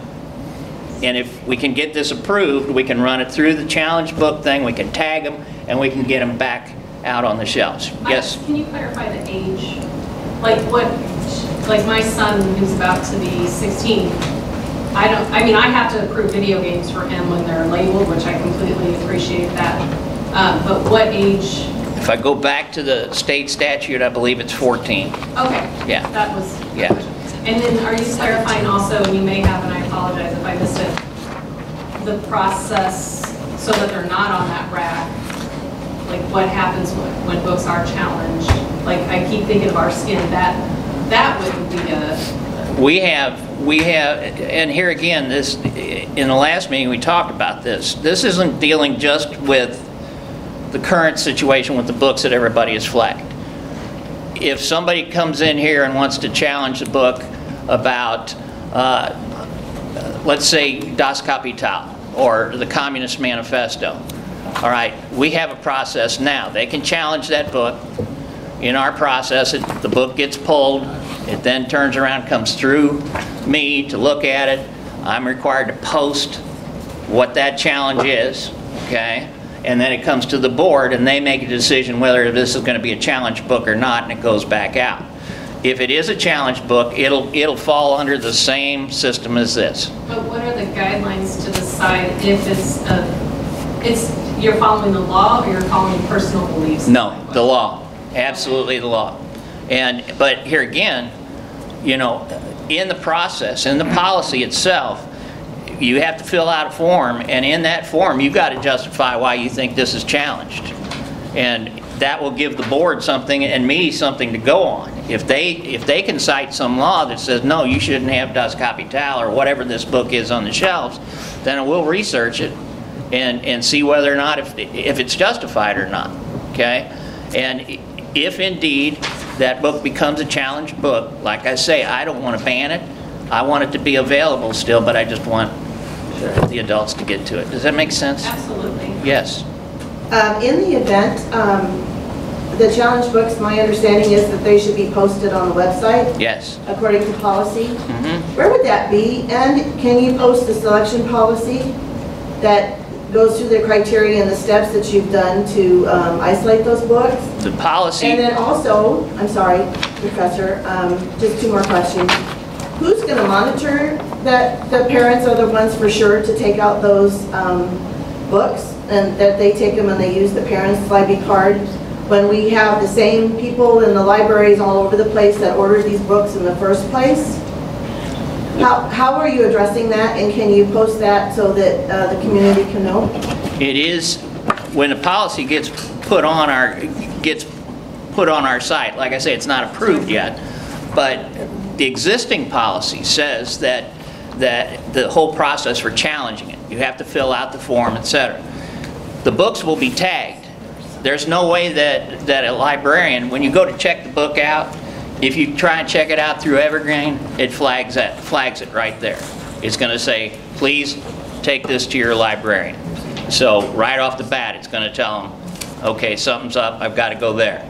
The second thing that happens is our librarians, because it is a tagged book, then they'll automatically be notified. It'll tell them that indeed it's going to take an adult library card holder to check the book out. And then, are you keeping track of the ones that are patron wanted and patron ordered versus the rest? So what I'm hearing you say, I want to understand correctly, is that we're not ordering any more of these books. No. All the books right now are here, they're here, but we're not ordering any more books. All the books right now that are purchased come across my desk for review. And I am reviewing them in accordance with what state law requires. And so that's the first stage of the screening process. So librarians are free to purchase books. They basically, the way the process works, they know what you customers want. So you turn it into your librarian, say, I'd like to purchase this book. They then turn around and think of it as an Amazon account where you put it in a cart. Every cart comes to me. And so I review the carts to determine, okay, is it okay to go ahead and purchase this in accordance with the state statute? And if it is, then it gets to go ahead to process through. If it's not, then I call the librarian and we talk about it. It's just that simple. Do you post on the website the books that are denied? The books that are The public to know posted, that yes, ones? on that policy on the book, challenge books, it also comes up with a resolution. We're required to post the resolution on it. So the public is aware of what the library is allowing and not allowing Yes. to be placed on the shelves? Absolutely. Question. Go ahead, Oh, Vicki. she- I think that, maybe I misunderstood your question. Sure. If the director talks to a branch manager on a book that was questionable, and they decide not to purchase it, is that what you're asking? Yeah, that's what I'm asking. No, that is So not. we're not aware when our library is censoring?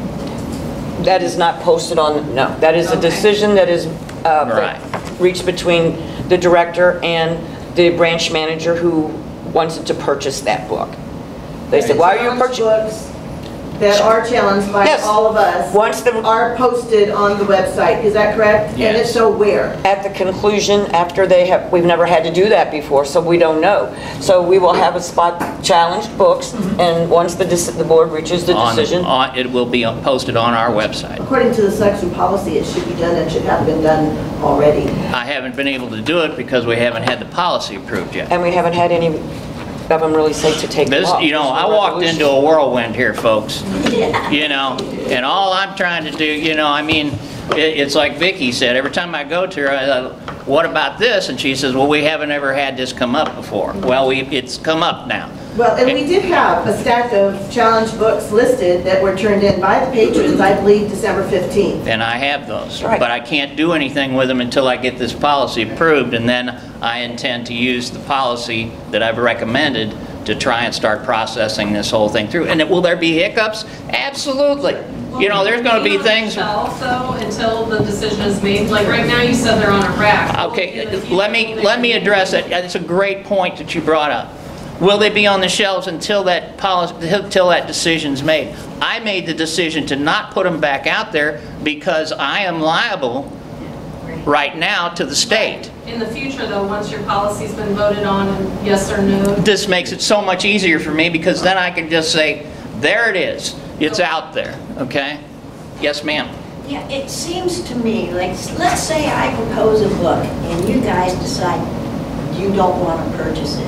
If I'm really gung-ho on that book and feel that it's really a good book, I imagine that I could show up one of these meetings and say, hey, I really think this is a great book, but you guys denied it. What's the problem? Because I know the problem can be a variety of things. Budget. Can you afford to buy it? Is it with all these other books? It might be content. It might be a whole thing. So I think that if maybe that is written in, if it's not already, that if a book is denied, somebody and people can come to the board and state their case. And understand that when that book is challenged, the part of the process is that it comes to the board. So then it will be, you know, you'd say, hey, you know, they've denied this. I guess I'd like to, since everybody has an opinion. Sure. You know, the whole issue of censorship and banning books is kind of a misdirection because the library system has always not bought books. And we don't even know what books they don't buy. And in this, if you look at the microcosm of the library, you could say those are banned books or censored books. But it's really just because we don't have an infinitely large library and we don't have an infinitely large budget. So censorship, if you want to call it that, has always happened. This is not a new thing. What is new is that now it's become a public argument. That is the new part. But the wonderful thing about our consortium is even if we don't have a book in our collection, an adult can go and order it from another library. So nothing is really banned. Authors still write books, publishers still publish books. All of those materials are available in the world. They just might not be in our branch. It's not a big deal. It's not an issue of civil rights or human rights or anything. It's just a matter of what is practical. You had a question? I did. The sticker that's on the book right there, is that the sticker that's going to look like Is that Yes. how you're marking them? Yes, and then there'll be, there'll also be on the binder on the back, on the spine, there'll be a way of tagging So it. as I well. would just suggest that that be some bright color or something visible for parents, for work librarians, and something you can visibly see so it's not easily mistaken or not easily, you know, just mixed up with everything else, that parents can clearly see that and other patrons can see that so they know clearly what those, because I couldn't, it didn't look, I couldn't tell. Like, you know what I mean? From here, it didn't, it just looked like a sticker. It might be, you know, but some bright color might be helpful. Sure. That's just a suggestion. That's fine, yeah. And again, understand that book's not going anywhere because it's been flagged in every bright color you can think of in the electronic system. So, yeah. The only other thing I would like to say is that each librarian who's ordering the books should know their community, because each community and each library community is different. So to find books here at Osage Beach and Camdenton should survive the Osage Beach, Camden County area this way. I know Stoughton's a lot different. Max Creek's a lot different, has a different group of clientele, that the way that they decide to order their books. So I think there should be an ongoing, my personal preference would be to expect the board to have an ongoing conversation about what books they tend to order with you as the director prior to all those books being ordered. I agree. I agree. And again, what I'm trying to do is I'm trying to free up the branch managers to, I don't want to, I've lived through the world of what we called cookie cutter. I mean, I could very easily just say, okay, I'm issuing a new edict, I buy all the books from here. And none of you, you'll just take the books I get. If it was up to me as a history professor, guess what would be on the shelves? Right? Yeah. Okay? It'd be the classics and history books, and that's all you get. I'm sorry, that's just the way it is. I'm the director. That ain't gonna happen, okay? So instead, what I'm trying to do is reach out to the branch managers and give them that latitude. Like you said, Stoutland is gonna have a whole different clientele than maybe Osage Beach, with all the transitory people that come in from St. Louis or Kansas City on vacation. So absolutely, I want to make it to where the public gets to drive the books, but I also have a responsibility for oversight, as does the board. And so that's what I'm trying to do here. Okay? Jim, can I tag on to that? Absolutely. Yes, please. I'm going to use the Federalist Papers, just because you said history, okay? Okay. That's the only reason. Yes, cool. So I'm a citizen, and I filled this out, and I think that the Federalist Papers should be banned, which I don't, but I just thought that would be fun. So I filled this thing out. Does the Federalist Papers book automatically get pulled because one person challenged? No. Or do you have to have more than one? No, if one person challenges it, and you know, the first review is going to come to me, and I'm going to look at it, and we'll try and make a decision on it. If I can't make the decision, it's going to come on up to the board, and I'll probably run everything, well, I will run everything by the board after I make that decision. But the book itself, again, here's the issue. If we approve this policy, I don't have to pull anything. Right. If we approve it, I'll slap a tag on it. It'll go right back out on the shelf that day. It's not going anywhere. You can still get it, okay? In the adult section, you said. In the adult section, it'll be checked out by somebody with an adult library card. Now, you know, Federalist Papers.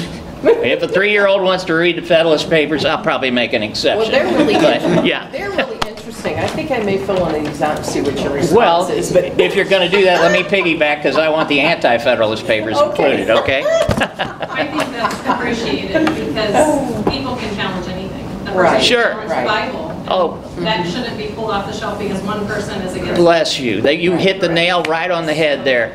It's a terrible rabbit hole, because you could have people that are, you know, are socialist versus capitalist. You could have Darwinian people who believe in Darwinian theory versus creationists, and they, you know, either side could come in and challenge, you know, the whole thing, and there you go. Well, Are they all going to be placed in an area together? No. Are they going to be? No, they'll be back in the stacks, but they'll be tagged. You know, yeah, we don't want to. We talked about that. The last thing we want to do is have a challenge book section. I just don't think we want to go down that path. Yeah, if we did that, though. Right. I would send my kids straight to the challenge book. I'd be like, go there. You and I need to get together. You and I need to get together and have a cocktail sometime. You know, yeah. I think. That's where we're going. Yeah. Becky, go ahead, please. Yeah. I have an opinion and a question. Sure. According to the law that was written, the thing I'm questioning is, and I'm going to go along with this, and I would hope that our county would follow this, because I know, because I've already looked in the Evergreen catalog books, they have a lot of books that people may be interested in that we don't have.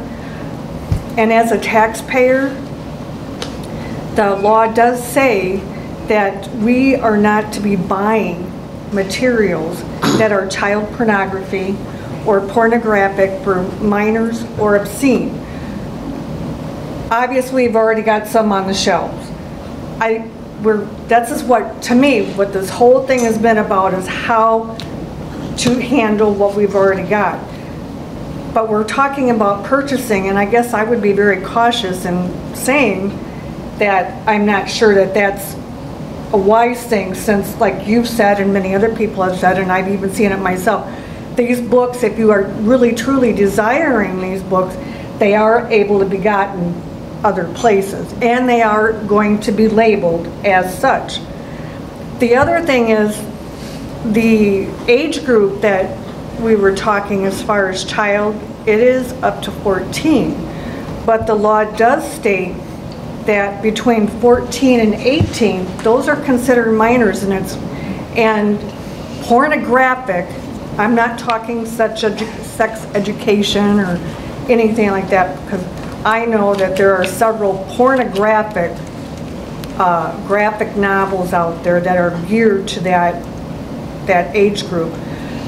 Those need to be considered, and I think you have that in your plan, that they will also be labeled and put in with the adults so that they're not easily accessible.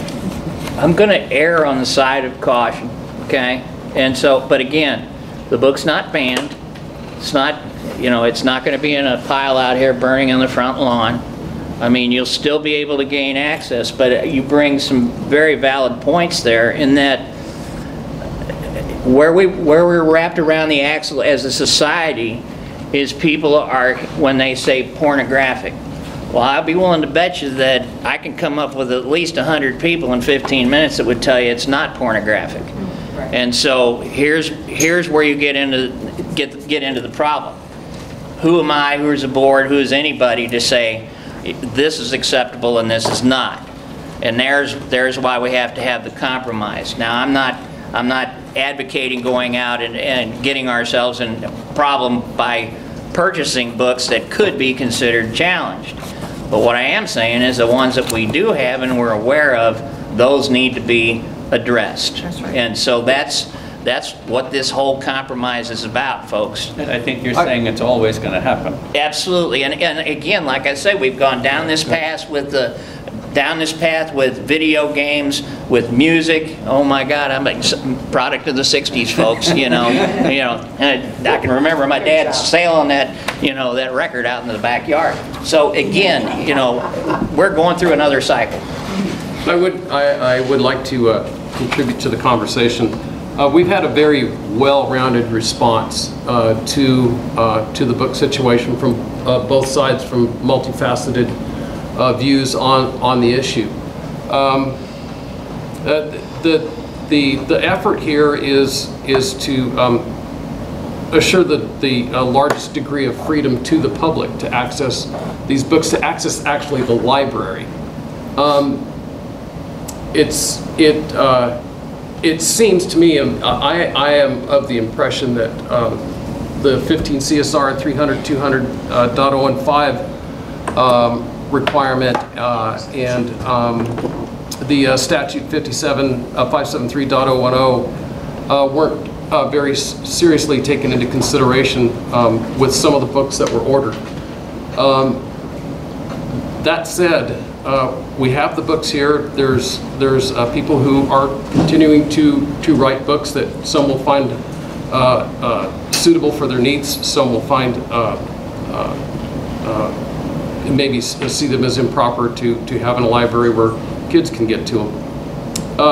So like I said, we had a very large representation on both sides of the issue.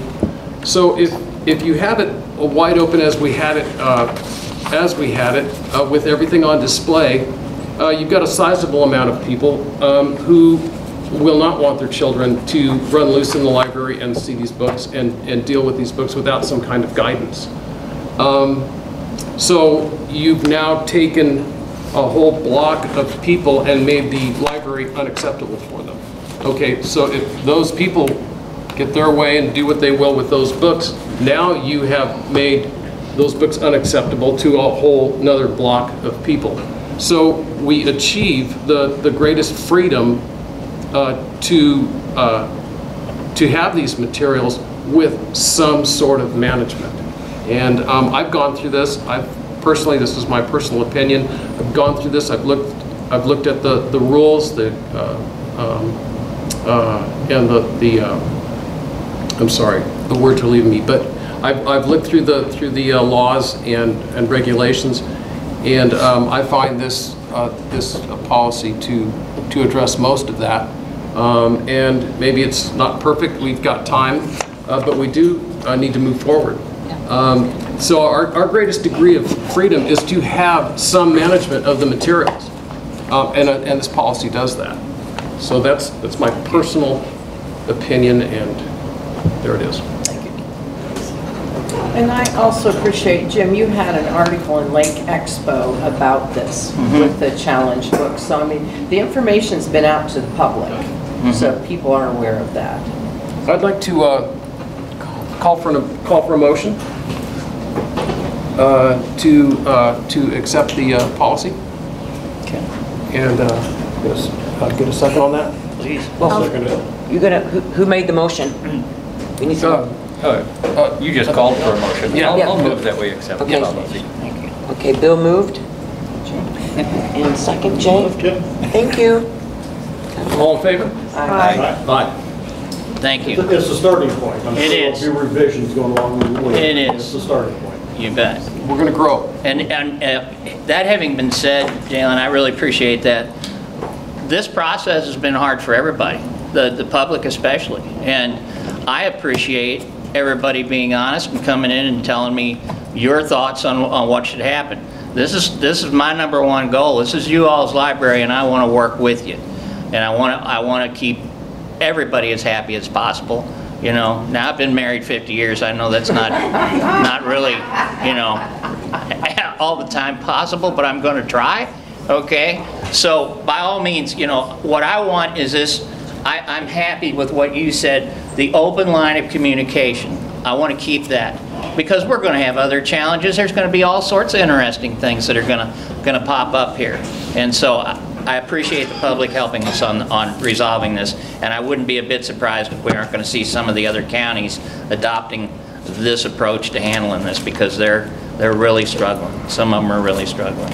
Are the revisions made public?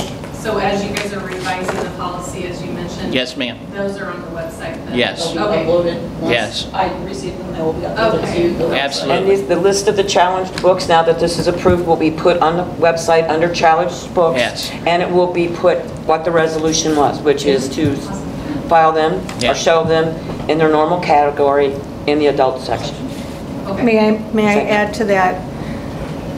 It's been our concern all along that the parents are at the helm. They're at this, and so this is your place to where you can help keep track of what's going on in and out of the library.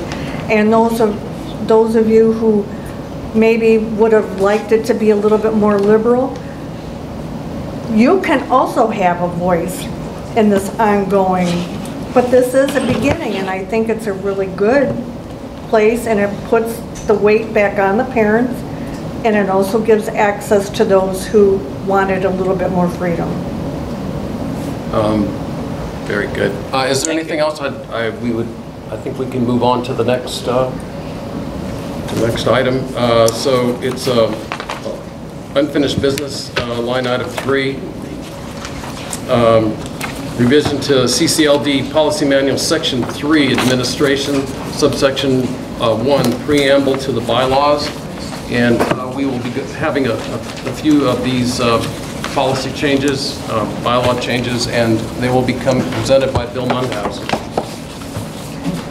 Yes, okay. I'm actually feeling kind of bad about it because we have so many things to do that are important, and these are kind of, I guess you could say, trivial issues. But they're important in the sense that I'm trying to go through policy. As a new board member 6 months ago, I was given this manual and all kinds of policies that we have to understand as board members. And I'm reading through them and I'm finding all kinds of inconsistencies because all of these policies were created over a period of years. And some people created policies that they didn't know the other policy even existed.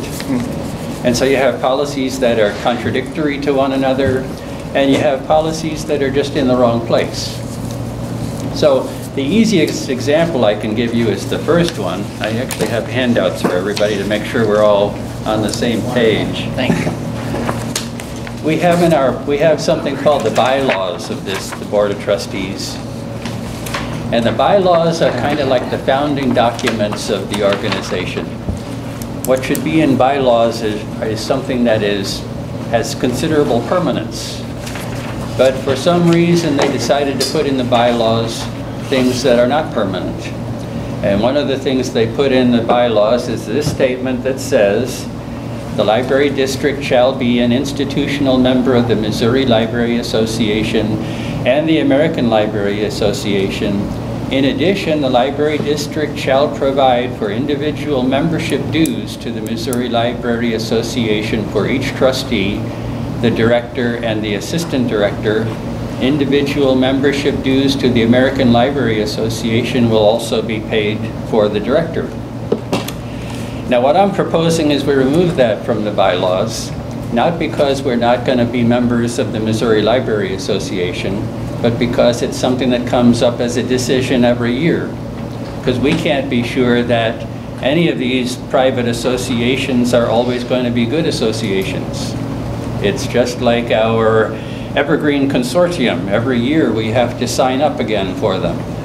And it's just a normal process of what every board does to either sign up or decide not to sign up. So what I'm proposing is we remove it from the bylaws and make it just be part of our normal annual budgeting decision-making process, which, just because I think that's where it belongs. Is there a controversy about that? Is that simple? I do have a question on that. Sure. With the Missouri Library Association, membership dues for each trustee, for directors, and for the assistant director, that would be something that would be decided upon every year. If the trustees would have one, the director and the assistant director, correct? Yeah, exactly. Okay. As it turns out, when we first ran into this thing, the libraries didn't even know that they were supposed to pay for my membership because it's kind of buried in the bylaws. So I'm not a member, even though I'm a trustee, and it says in policy that I should be a member. So I kind of hate having stuff in policy that nobody cares about and nobody does. So. I addressed that in those documents that are up there for you guys, my rebuttal to the conversation that Bill and I were having with that as well. Did we have a rebuttal in that conversation? We did. Oh yeah? That's one of, I guess, a lot of, things. It's in there. Just FYI, just to look, it's all part of the colored Can you think of why we shouldn't remove this from the bylaws? I don't think I said that. I'd have to look at my document to determine that. I felt that the document was to be part of the MLA. I don't have any problem with not being part of the ALA. There was a part of the MLA supporting the ALA that you decided that you didn't really want. I think I wrote in there that I felt that the director and the assistant director or whoever really wanted to be a part of the MLA and the ALA had the opportunity. I didn't think that the board should make that decision for each member of the trustees themselves. I think is what I wrote in my rebuttal. So I think in a strange way you're agreeing with me. It shouldn't be in the bylaws, it should be something that's decided. Like I said, it's in my documents in different colors of who was writing what, and so that's the part that we were working on ahead of time. And that's all I'll say. Thanks. Okay. So is there any other commentary on that? I would like to explain that that we are an institutional membership because Absolutely. that gives us reduced rates whenever we go to conferences. And I absolutely, I had that conversation with Jim and you, and I agree. I've never had a individual membership. I don't know that a director has had an individual membership or the trustees. So I don't see any reason why you can't take that out, but I do think that the library on a whole should be have an institutional membership to the Missouri Library Association. Yeah, and I agree. I just don't think it needs to be in the bylaws because we might change our minds about that 5 or 10 years from now. Then you revise the policy. Just my thought. Okay. I'm not on the board. I'm not on the board either anymore, but I agree with the fact that the MLA does offer workshops for everybody, and that if the people in the libraries that get to go to those workshops should be spread around so that every branch manager is able to go and learn. Is that covered by the institutional membership? The institutional membership does give us reduced rates to attend conferences and training. Okay. Is that ALA or MLA? MLA. We don't really do anything with ALA. It's just an option in there that you can if we want to, if anybody wants to. Yes. I would like to suggest that since the bylaws are giving you the structure and the way that the organization is to proceed and operate, that you keep it in because it follows right along with your visibility and credibility with the general public, that you are professionals and are associated and going to conferences and learning more about the library systems throughout the country. So visually, I think it's a good idea to keep in that the organization is a member and keep that in the bylaws. As far as membership for the trustees and such, I have no opinion, but I'm glad to see that there are bylaws because I would like to have a copy. They are on our website under our policies. Oh, it is? Yes. Okay, great. Section 3. Okay, Section 3. Thank you. That's the way to do it. Very transparent. I love it.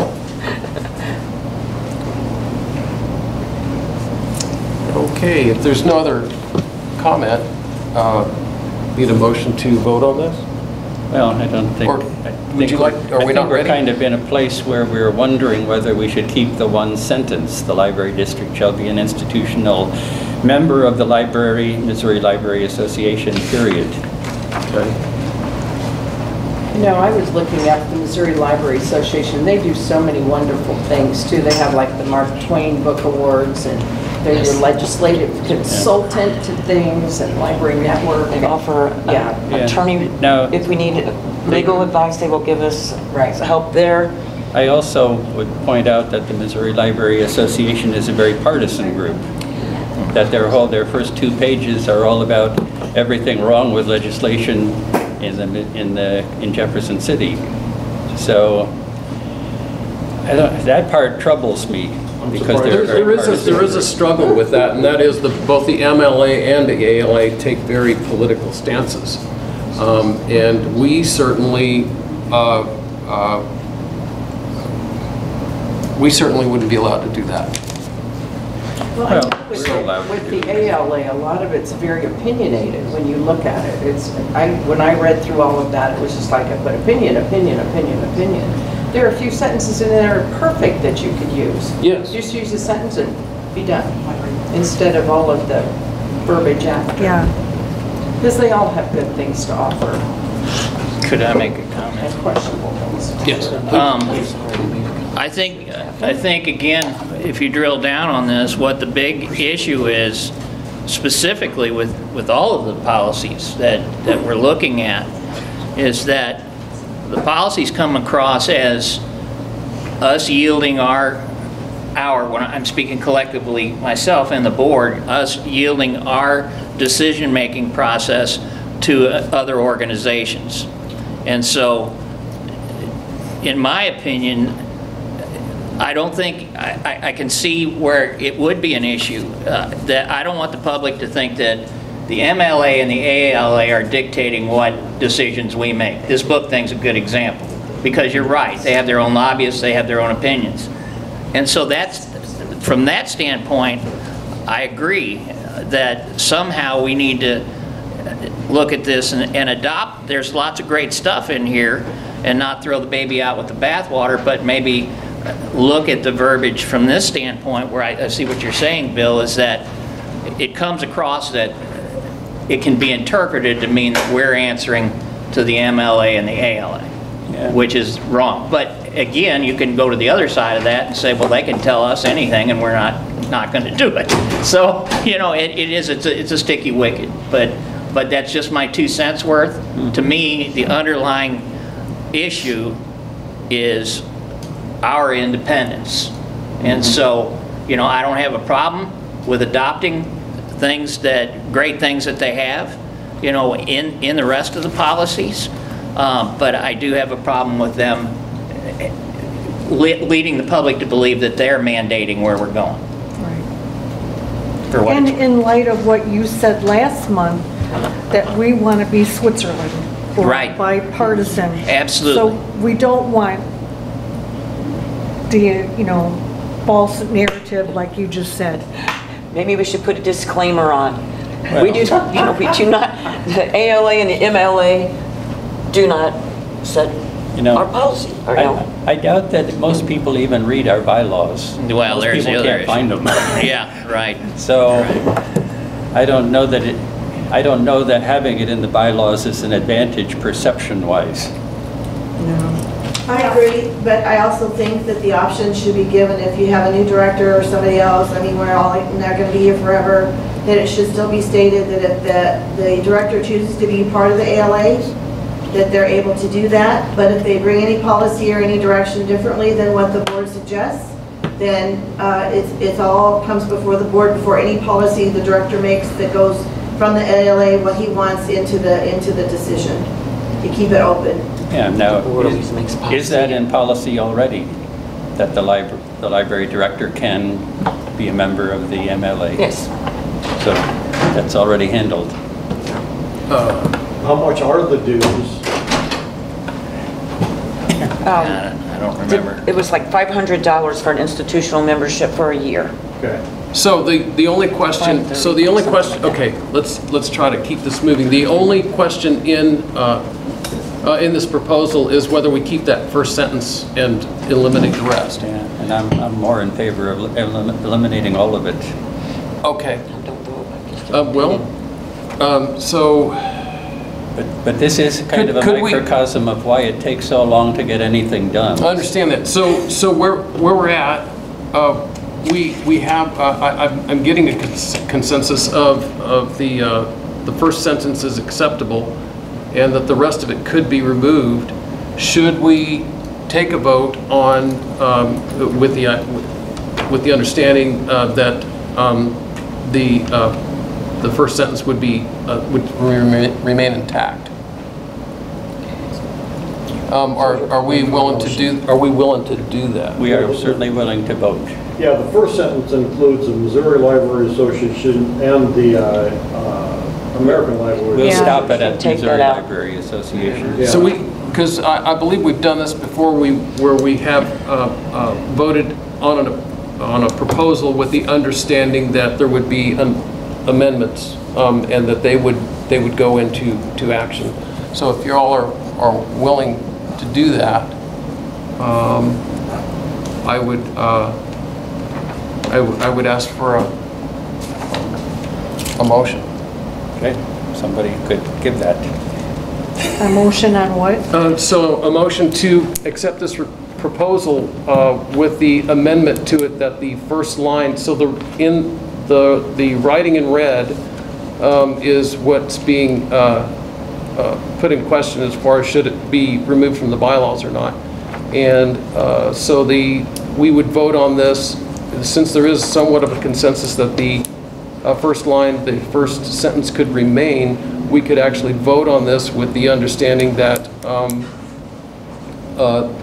that this will be passed.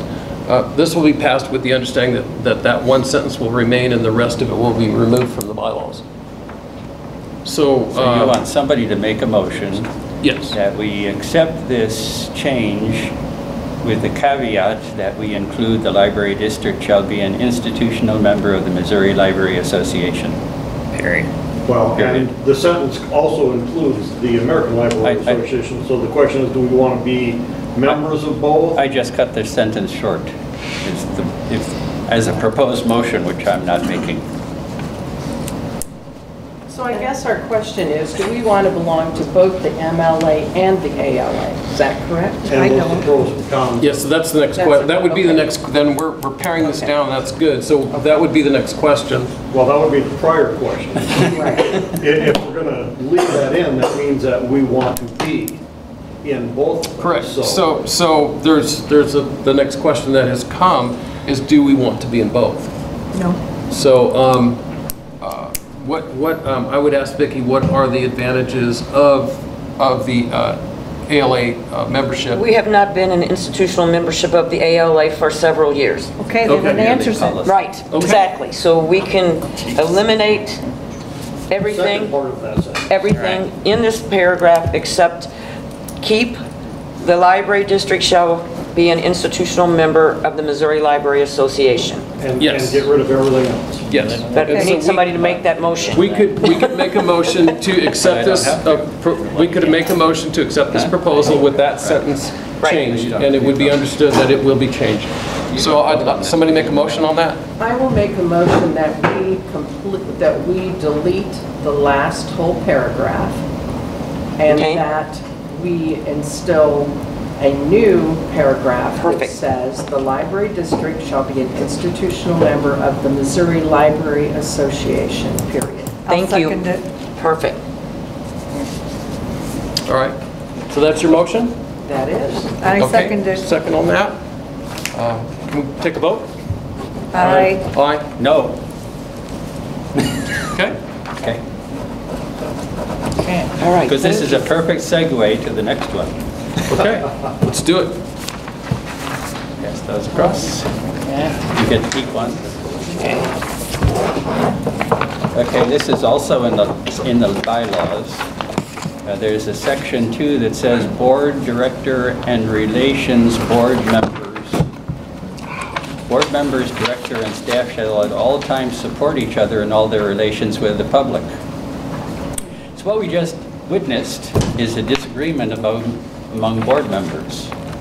And disagreements among board members are normal. We have votes that aren't always unanimous.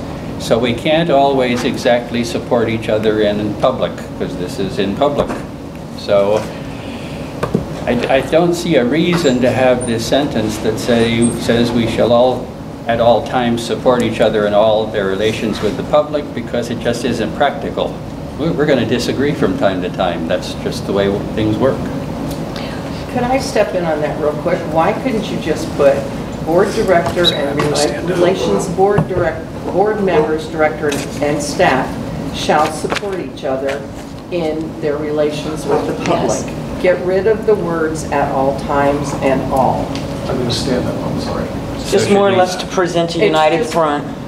Just the people listed shall support each other in their relations with the public. I don't see a purpose in it. If we're kind of the legislative body of the organization.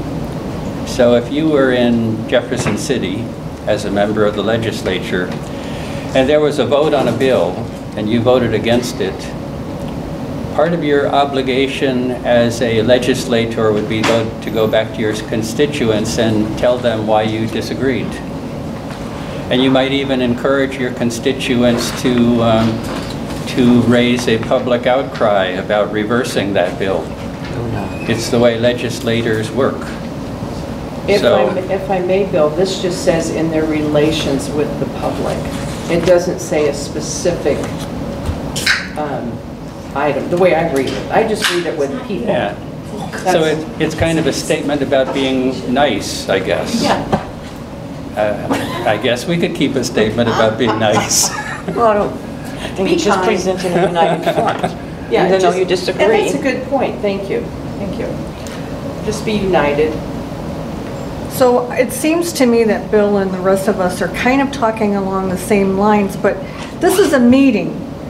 And of course, we're discussing these, and it's not always, we're not, like Bill said, we're not always going to agree, but we will come to a consensus. And you will respect each other. And once we leave here and we have a consensus, then that's where we would not want to display in public something that's contrary to what we've agreed on.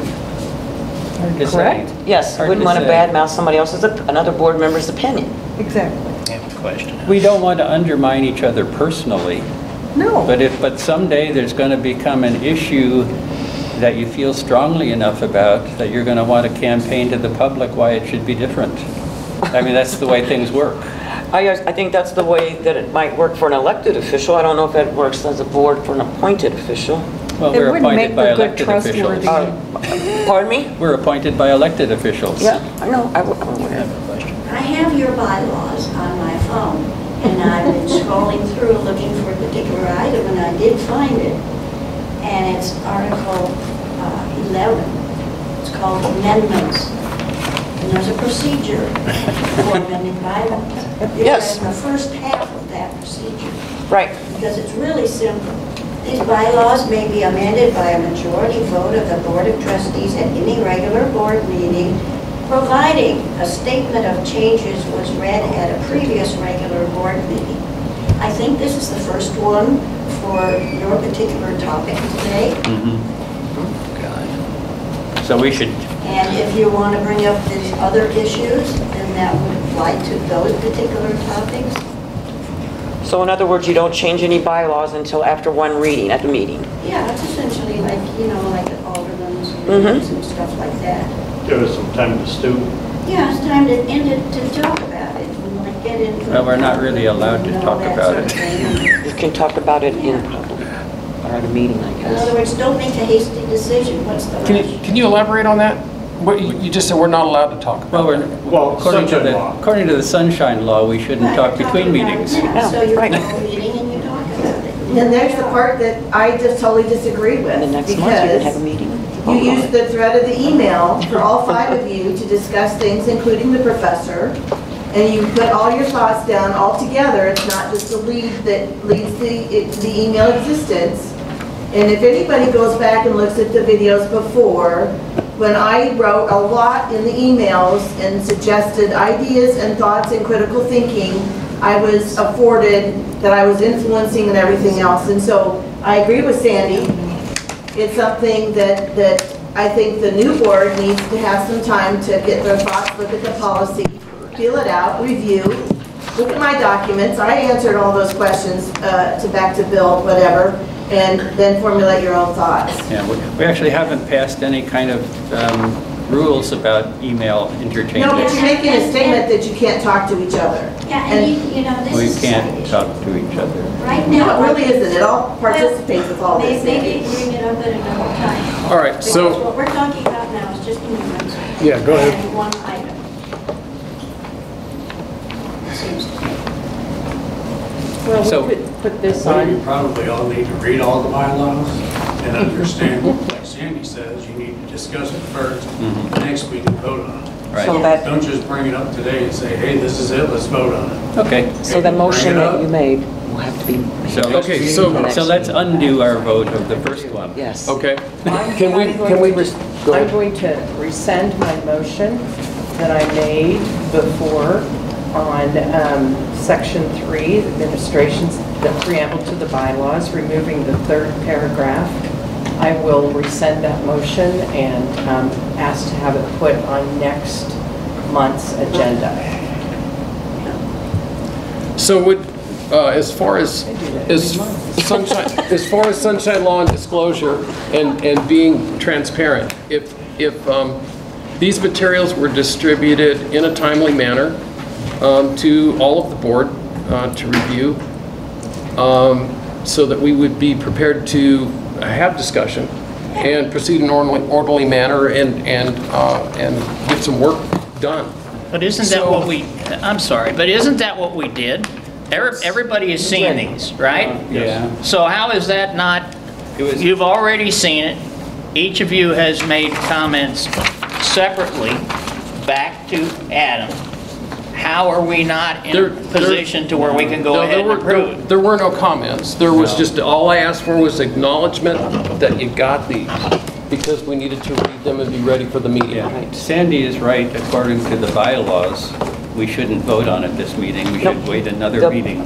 Those two items will be deferred. The other aspect to it is by discussing it at the meeting here, those of us that are here and hearing that and have a concern about your proposed changes can get up at the next board meeting, say what they want to say, and then you can make your decision or change your decision accordingly. It gives the public a way to respond to your actions before you take them.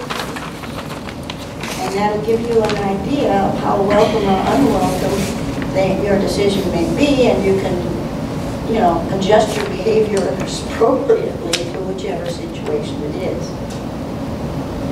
So the rest of the policy revisions, All of bylaw these revisions, things have to be discussed. So we're going to do an initial discussion on all of these, and the next meeting we'll vote on it. Okay, we need to get moving on that. We're going to run out of time. Okay, so we're in my second one still.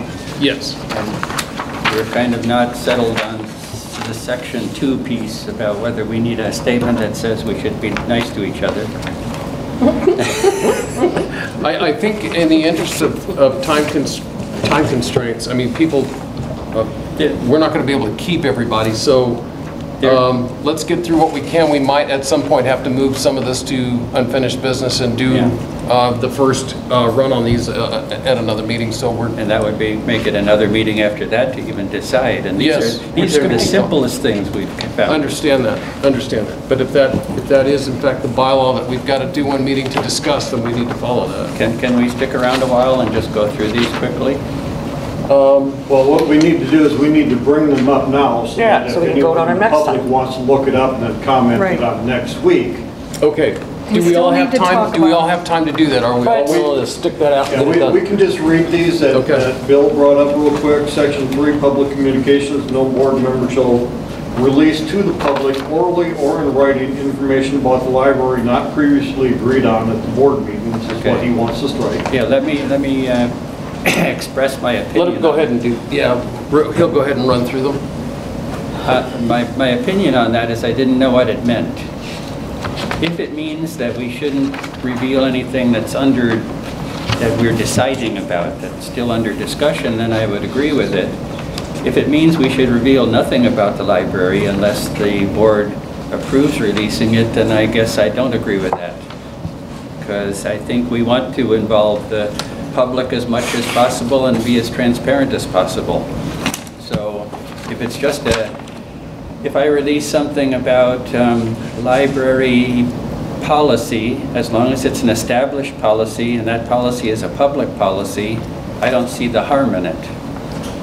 Well, on the other side of that, if we can't talk about or say anything about something that has not been decided, so let's say Vicki comes up to me after the meeting and we start discussing this particular thing, according to how it's written right now, I can't say anything because it's not been decided. Right. Whereas I would welcome Vicki to come up and talk to me about this because now I have her opinion on it as well as my own. Yeah, and also we've made this public now, so I guess it's all open to discussion. Correct. I don't see why we would want to inhibit involving the public. I agree. So, section 3, subsection 3. Yeah. No board member shall release to the public orally or in writing information about the library not previously agreed on at the board meetings. Pretty much the same as section 3. It's idiotic. And then the last one, no board member shall make individual decisions or take action on library matters. I agree with that. But the part I disagree with is or influence or attempt to influence the public in such a way as to cause the pressure of public opinion to direct or influence the type of plan of service of the library. Excuse me, that's not our bylaws, though. So we can do that one. This is in the bylaws. It's, the section is the duties of the library board. I don't think it's actually the section bylaws, because section 2 are our bylaws. No, yeah, no, this says Article 8 of the bylaws is what I'm doing. Oh, you're reading Article 8. I'm sorry, I thought you were in that. I'm sorry. Yeah, That was so, the same. again, I don't see any reason we should be inhibited from talking to the public about things, even things that might affect the future of the library, because that's kind of what we're about. Right, we want the public to influence. So that's what the public is for. So I'm in favor of removing all of those things.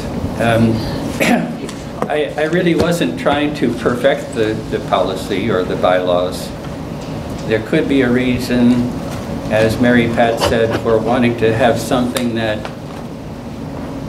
causes us to want to be in solidarity with one another. I just didn't like the way it was worded, where it says we should at all times support each other, because sometimes we're going to disagree, and disagreement is Well, good. we should be a board of individuals. We bring our thoughts and our values as individuals, and we work through that to get to a common point. Perhaps it should say once a decision has been made by the board, we should support one another. Yes. That would be okay. And I would say, for an example, to this particular piece that Bill's talking about, was when we didn't have a director yet, and the big danger signs that were in the children's room, I made that decision on my own as president of the trustee board to have those signs pulled down, because of the fact that it had on people going into those areas being big, danger, danger, so it would make you concerned, why are you taking your kids into this thing? So I think that's what he's trying to say, is that no one should make that opinion and those decisions on their own. And that's the best example that I can give you that I did when we didn't have a director. That really wasn't a decision, a board decision, though. That was a request just to take something down. Well, it came from a patron. And Right. It came to me from a patron, and that's why I brought it to Vicki. Yes. And that's all I'll say about that. Okay, so we have these items that are now in the public for anybody to discuss. Come back next week, we'll vote on these next week. We have more. Yes, we have Next more. month. So I really don't have any issues with any of those things on there. I'm sorry, I'm still on the meeting. Okay, so let's see. Section 3 administration, duties of the library board. And then we have the next one was the Section 3 administration, duties of the library board. Right. Item C is the same thing that we just read from the previous one. Right. Yeah, it's kind of, you might as well remove it from the bylaws if it's going to be in your policy. I guess you could say that. Right. But I still didn't know what it meant to say no board member shall release to the public orally or in writing information about the library not previously agreed upon at board meetings. If any, it could be reworded to mean something, but that doesn't mean anything to me. And there again, may I impose? Sure. Thank you for allowing me, I appreciate that. I'm not so sure it doesn't discuss that, but does that not pertain to partly the closed meetings of what is not released unless it's okay by the board? It just doesn't say closed meetings. It could be, but it doesn't say that. I think it's more about like a press release. Well, those are all according to policy, as the director does. But it doesn't say it's about a press But it release has, either. well, no, but it does not. Release to the public, that's orally or written, that's kind of how I... There may need to be a stipulation of that. Yeah, I mean...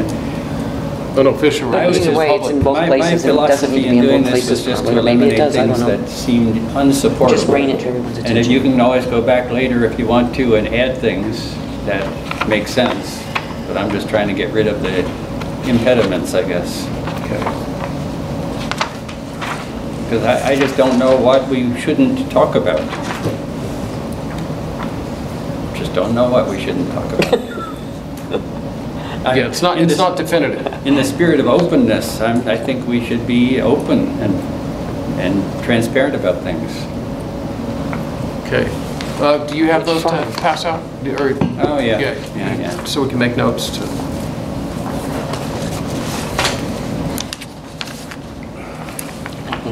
again, we have that statement about no board member shall attempt to influence the public. You know, I'm sorry. One more. I kind of feel like we represent the public. There you go. Thank you. There you go, ma'am. Thank you. Okay. Doesn't that go back to your comment about campaigning to the public about changes that the board wants to see? Sure. I mean, we represent the public. When somebody contacted you about objectionable books, you didn't just say, go away, I can't talk to you. No, I didn't, but you are appointed by the commissioners, and so representing the public, if you're going to do that, then it should be maybe thought about to put in a clause that we encourage the commissioners to pull somebody from each county so that each library is presented and represented, if you're going to absolutely support the public. There's all kinds of things that could be done, Vicki. I don't know that people from all around the county would necessarily want to come, but that's possible. It's a transparent comment you put out on your website and ask for information and ask the public to join in. I think part of the issue is we need to recognize that just as the MLA is a politicized organization, so are we. We're appointed by the Camden County Commission, and they're definitely political. So they look for people who represent their point of view. And that's just the reality of American politics. Could I make a comment? Yes. You know, please. First off, I understand that as far as policies go, that's the board's purview, not mine. I can't even vote on these things, but for my 2 cents worth, I would suggest that you said it yourself here, you don't realize it, but let's, as a litmus test, look at each one of these things from the standpoint of what we just said that we would approve with the book, challenge book proposal. So if you take that and say, yes, this is how we're going to handle challenge books, then look at this and say, board members, director, and staff shall at all times support each other in all the relations with the public. To me, that's common sense that we have agreed, but if you get out of here and then all of a sudden I've got somebody on the board that's out there saying, well, I think that was a crazy idea, how to handle challenge books, and I agree with you. I think that's what some of these things are talking about. And so that's all I'm saying is, and again, the policies are your deal, but I think the intent is that once, you said it best, once something's been approved, then I need you all to agree and not be out there saying, the guy's lost his mind and, we just approved it because we didn't want to make him mad or whatever. Yeah. Okay? It needs some elegant wording if that's the intent. Yes, yeah. But that goes to the code of ethics that I submitted in my papers for you guys too, which talks about exactly that. Where is There are overlaps and things. Where is that? Is there copies for everybody or just the? No, it was just one copy. It's down there by Bill. The code of ethics, huh? Yeah. Maybe we can. I give you those things as to bring you new board members up to date. I didn't make copies for everybody. Do you have that in e-format? I do, I can send it. If I have emails, I'm happy to send it, if that's approved by the board. You have Adam's email? So it's Adam G at CCD. I'll get it to you. You can, or you can send it. No, that's fine. I don't have no send it problem electronically, and that way Because everybody will have it. This was what was all in the process prior to me being asked to leave the board. In the individual code of ethics, is there a reason for the sometimes green, sometimes blue, or is that just your printer? It's just my printer. Okay, all right. It's just one page should all be in blue unless it's just. This is just what the code of But I ethics felt that the says. code of ethics should be added to the policy code of ethics to make, and give to each board a member that's appointed by the trustee to sign as part of the orientation manual that I actually had and started prepared to give to all the new people at the meeting, but I did not get to do that. We need to talk then, because that's what I'd like to do, is get an orientation. We have, I would like to have an orientation. Yep, Anyway, It's a I'm sorry great to interject, idea. but I That just we need to wanted to do. make sure that put as ethics so that y'all can look at it. And I'm happy to send whoever wants anything. There you go. Adam will get you his email and send it to him, he'll pass it on to everybody. I mean, how can you I'd like really to be sit intelligent down with about Bruce stuff? or- Yeah, we all should have a copy of that. All right, so have we sufficiently presented this, items ready? Do we want to do anything about the remaining 3, or just put that off till next month? I don't have any problem with it. We've kind of lost most of our public audience. We are at Section 3, subsection 3, H5. Yeah, Agenda H5. item H5, the duties of the library board. Okay, so that, Duties of the library board. That's the one we just read. That's the one you just handed. Oh, okay. Which have already That's been done. addressed. Yes. okay. Right, So so that can that's our be first, voted. basically our first reading of that, first discussion of that. Okay, so we'll, And my concern with that is I don't think we're anywhere near a consensus about it.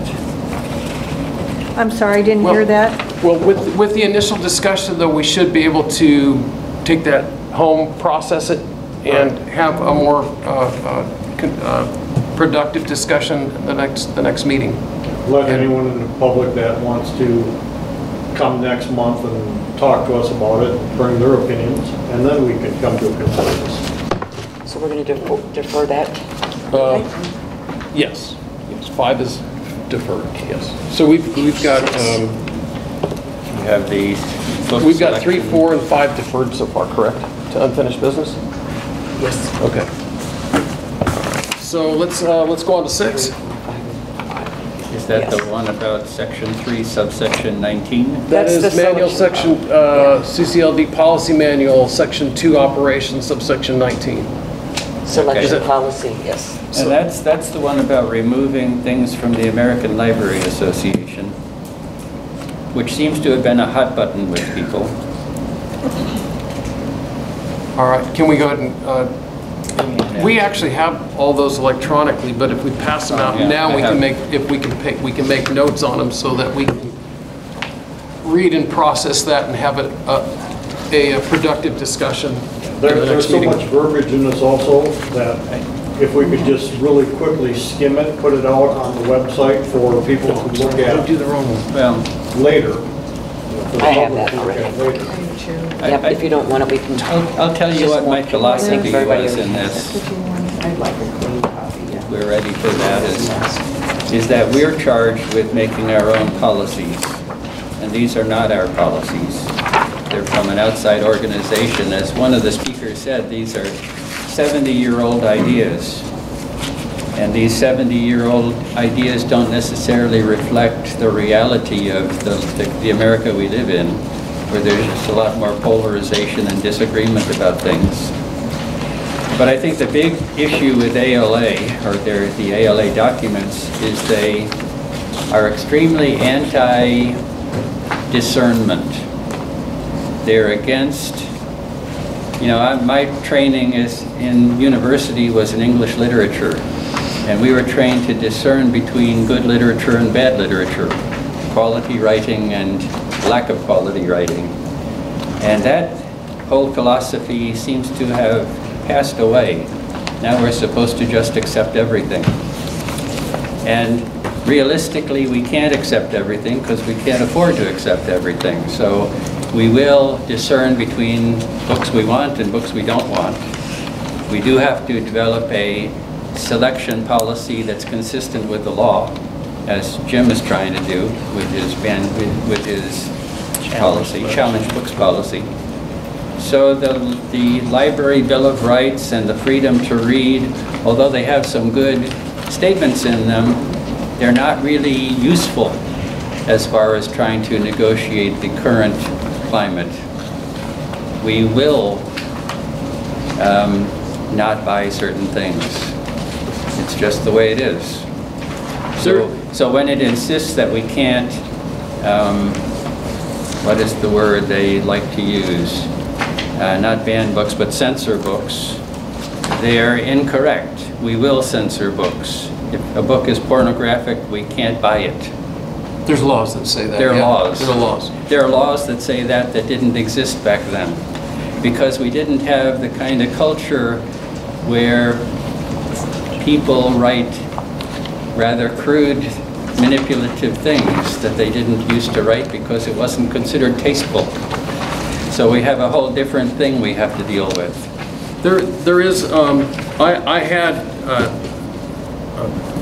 unfortunately, I had a couple of health issues. I couldn't drive today, I needed a ride.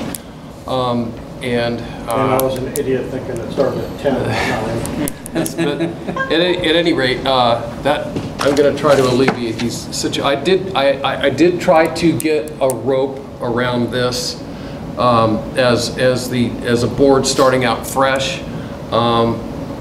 We are a board of individuals, and we all bring values and concepts and ideas. And we should be reviewing our policies. We should be doing basically what we do with the Golden Gate Bridge. We start painting at one end, and by the time we're done with it, we have to start painting at the other end. And we should be doing that with our policies and bylaws. So with that said, one of the points I was going to bring, I had a PowerPoint that I was going to submit.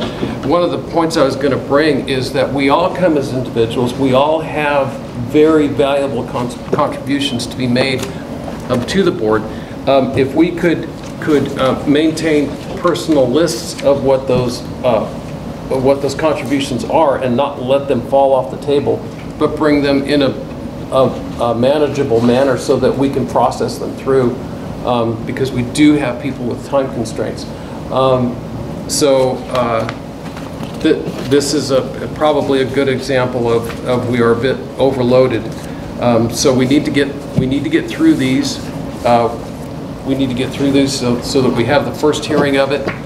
And in the next meeting, we may only be able to do the second discussion on some of these, and it'll have to progress to whole unfinished business. Right. And then we're going to start managing this so that we're not backed up.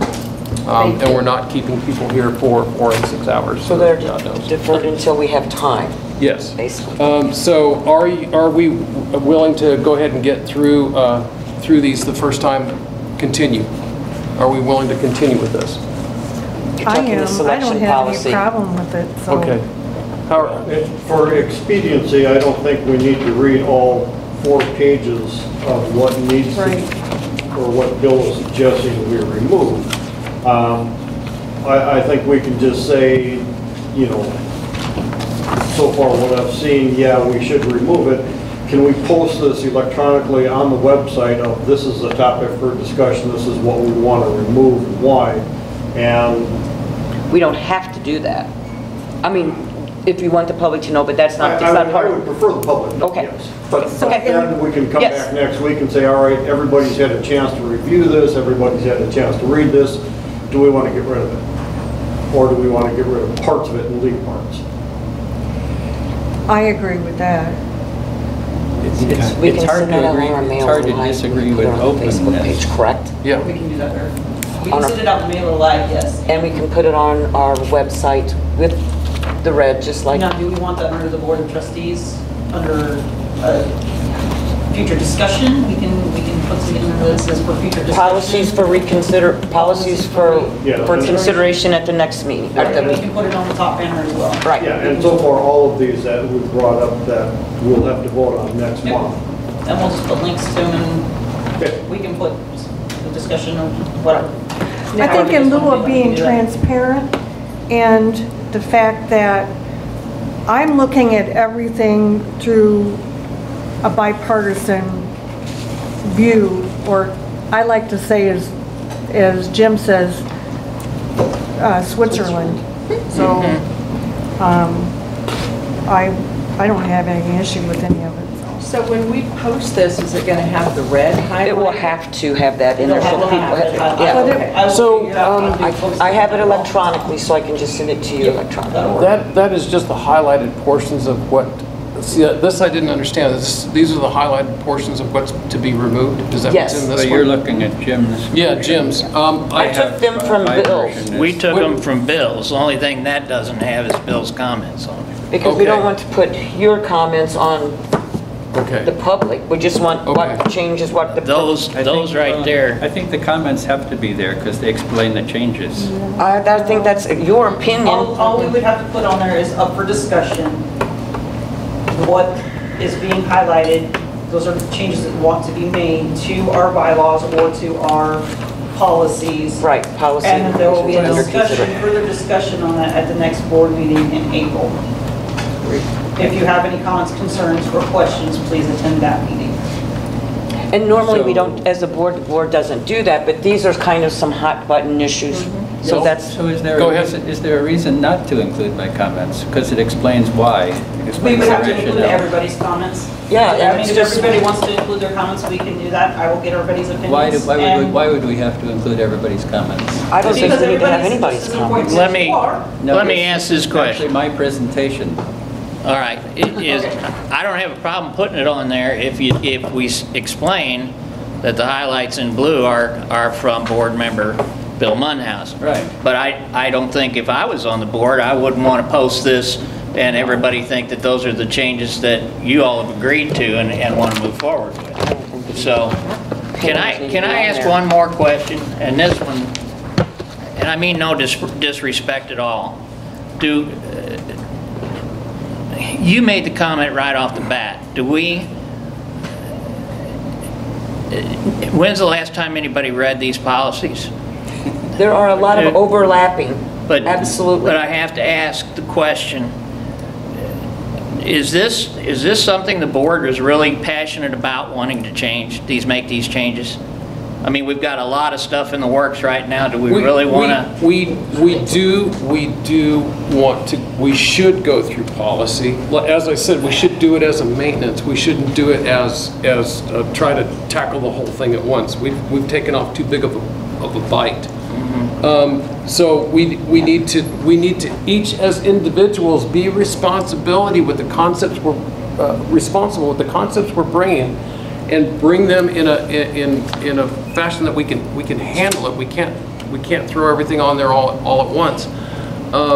So I would encourage you to keep these things on hand. If I could say, but regulate yourself so that we can manage the board. yeah, when I started, I said I felt bad about this. Yes. Because I Well, think in some sense, But we it's like appreciate Ken said- I think we like Ken appreciate the said, effort. we have so many real things to get done.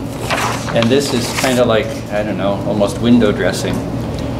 But it's still a real thing that needs to be done. It needs is. to be done. The real issue with this particular policy is I can't imagine anybody in deciding to select books, which is what the policy is, actually reading through all of this Library Bill of Rights and Right to Read. It's some kind of like back supporting document, but it has nothing to do with policy. Okay, I think we're going to, I would recommend that we go ahead and do this without comment. We just show what's the items in question. Okay. We go ahead and get that posted, because that's going to get out there to the public with the least amount of friction. It's just going to get out there and people at least know we're discussing it and they'll know to show up. Okay. May I speak from the public point of view? Yes. We spent 5 months, a long time, getting our director elected. The plan was, Adam and Bill, you all know that we were going to address policies 1 month, one policy per month at a slow time. I think, in my personal opinion, that you all should write a selection policy yourselves by looking at the policy of what he wants to change, what you think should be on the policy, and then submit that policy, come together and submit that policy to give to the public. You're just going to confuse the public all the more by having all this hoopla and all the comments. I mean, who's going to regulate the comments? Are you going to allow me to comment on this policy? And who's going to take all those comments and put them all together for discussion with the whole board? Is that how that's going to work? We take the public input. Is that, absolutely? No, but I understand that. But then who's going to get those messages from the public should come to one of the board, not to a staff member here, in my opinion. Correct. Vicki, I believe we've already decided not to put the comments out there. Yeah, it's just, we're just putting out the items in question in the policy. Now, I have a question really quick for anybody who might have more experience with this. Can we withdraw any of these from unfinished business and bring them back at a later time? Absolutely. And, yes. Well, I think you've already withdrawn that. Yeah, we got that. So, and the other ones haven't been voted on yet, They've been so there's deferred. no withdrawal. Right. So do we withdraw them, or do we leave them in unfinished business and process them? Yeah, they're to be moved to next month. They're on unfinished. So we just continue to defer. I would prefer to do that and get these processed out, but we need to move through these quickly and have just a brief presentation of what they are in the public, and then we'll need to defer them so that we can move on with the meeting and get other things done. We've still got Osage Beach to get through the building. And if we lost Dave. And we can't do If we lost Dave, treasurers will he be back? Being either because that's part of, I believe that's part of the bylaws. So that's going to have to be referred to. And I have some questions on that too. So that's going to be able to be done. We've agreed to put these up on the website for the public to see. Which ones do you want on the website? Every single one that we're not discussing today? Or that we're deferring? Yes. Okay. That would be good. Let's just get this done. Yeah, we'll just push through it. We'll push through it, we'll get it done. So put them up with the red highlights. H7, H8, because that needs to, H8, I don't know, H8. Yeah, remove any of the comments and H8 was not really, we haven't, that was just something to talk about, so we can just put that doesn't have to go in, there's no changes. There was a couple of examples. But Right. that's just, we can put that deferred, doesn't have to go on because it's not going to be making any changes. And then... And you know, if we're going to be going through bylaws, I would love to start at the very, very beginning and look at our mission, our vision, our values, start there, and then start picking through the bylaws. I think would be an appropriate way to do that. I can see where you want to look at this. We want to look at the selection because that's of importance right now. But I think it'd be great just to, you should review your bylaws yearly. I think once we finish these, we need to go ahead and finish these. Since they're up in front of us, let's finish them, and then we'll start at the beginning, just like you said. Thank you.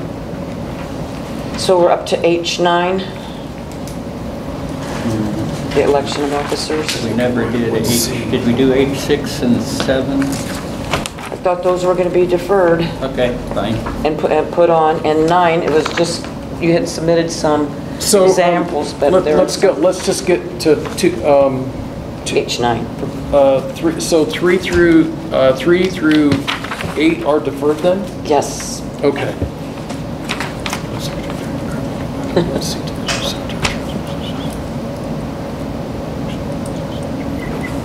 So 9. Give me a second.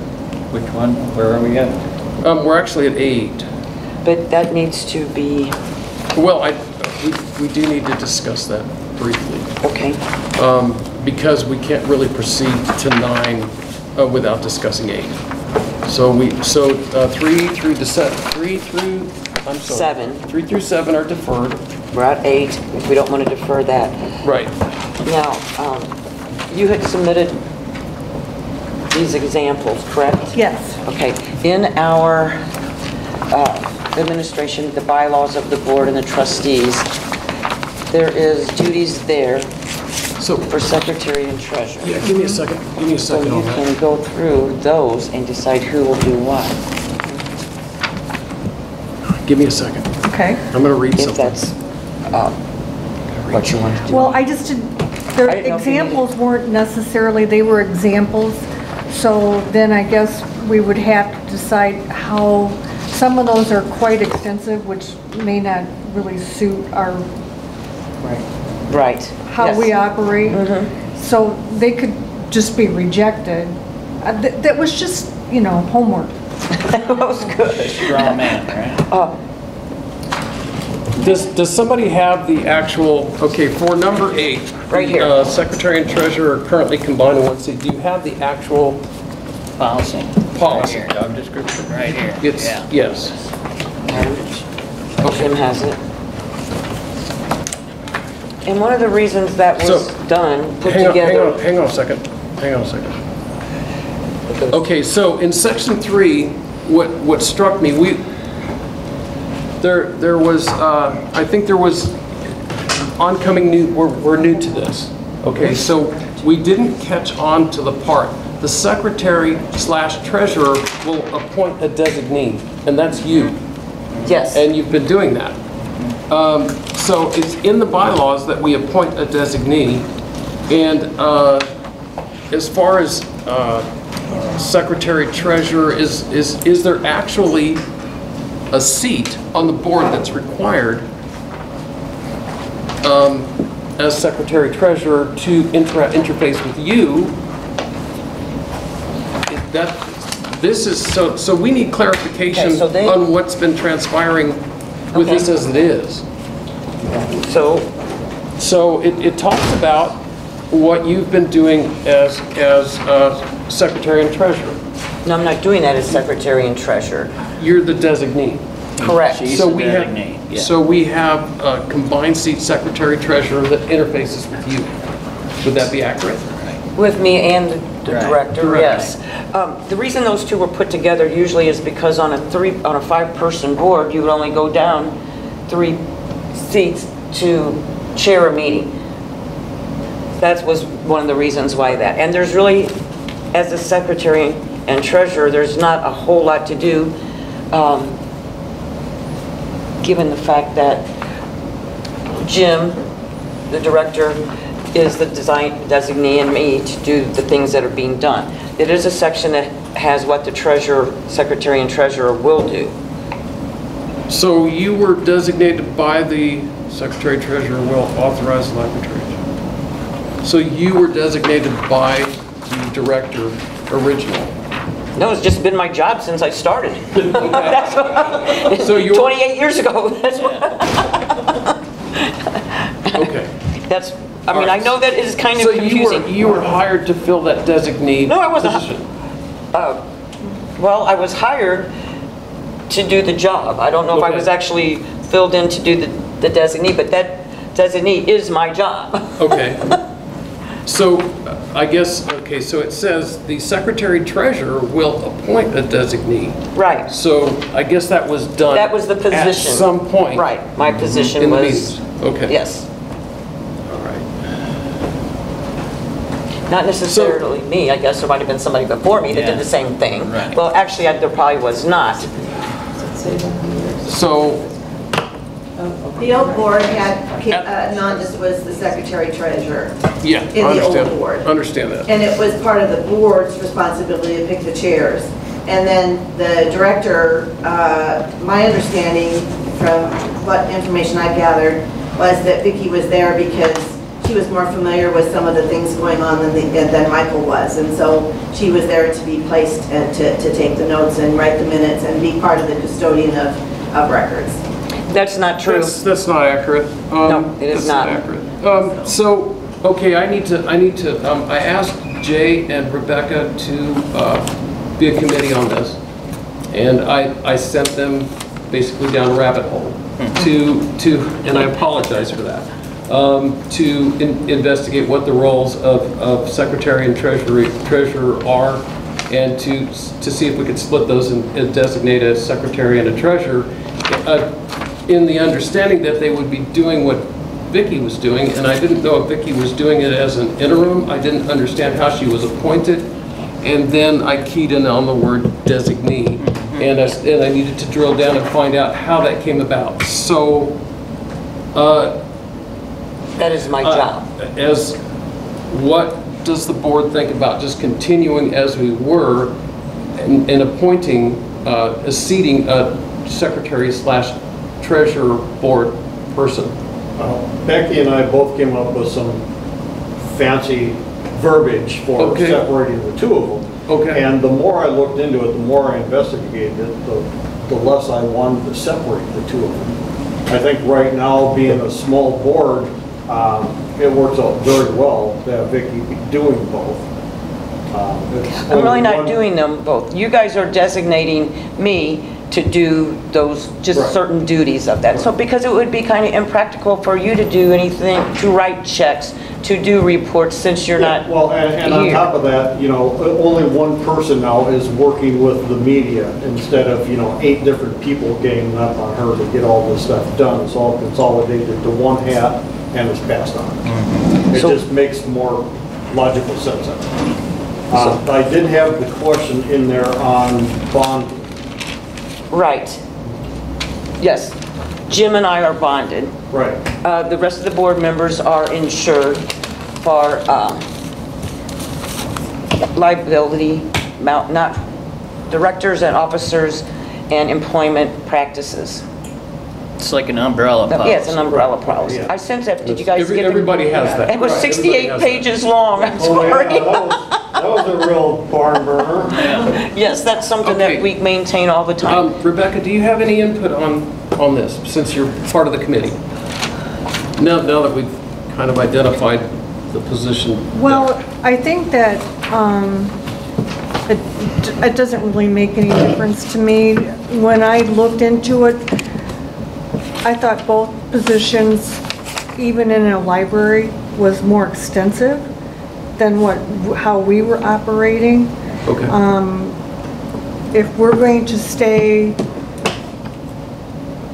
at the level that we are, and Vicki doesn't, you know, care if she maintains all of this information, because she's basically doing the job of a secretary and a treasurer. And a treasurer, yes. Yes, the duties are extensive.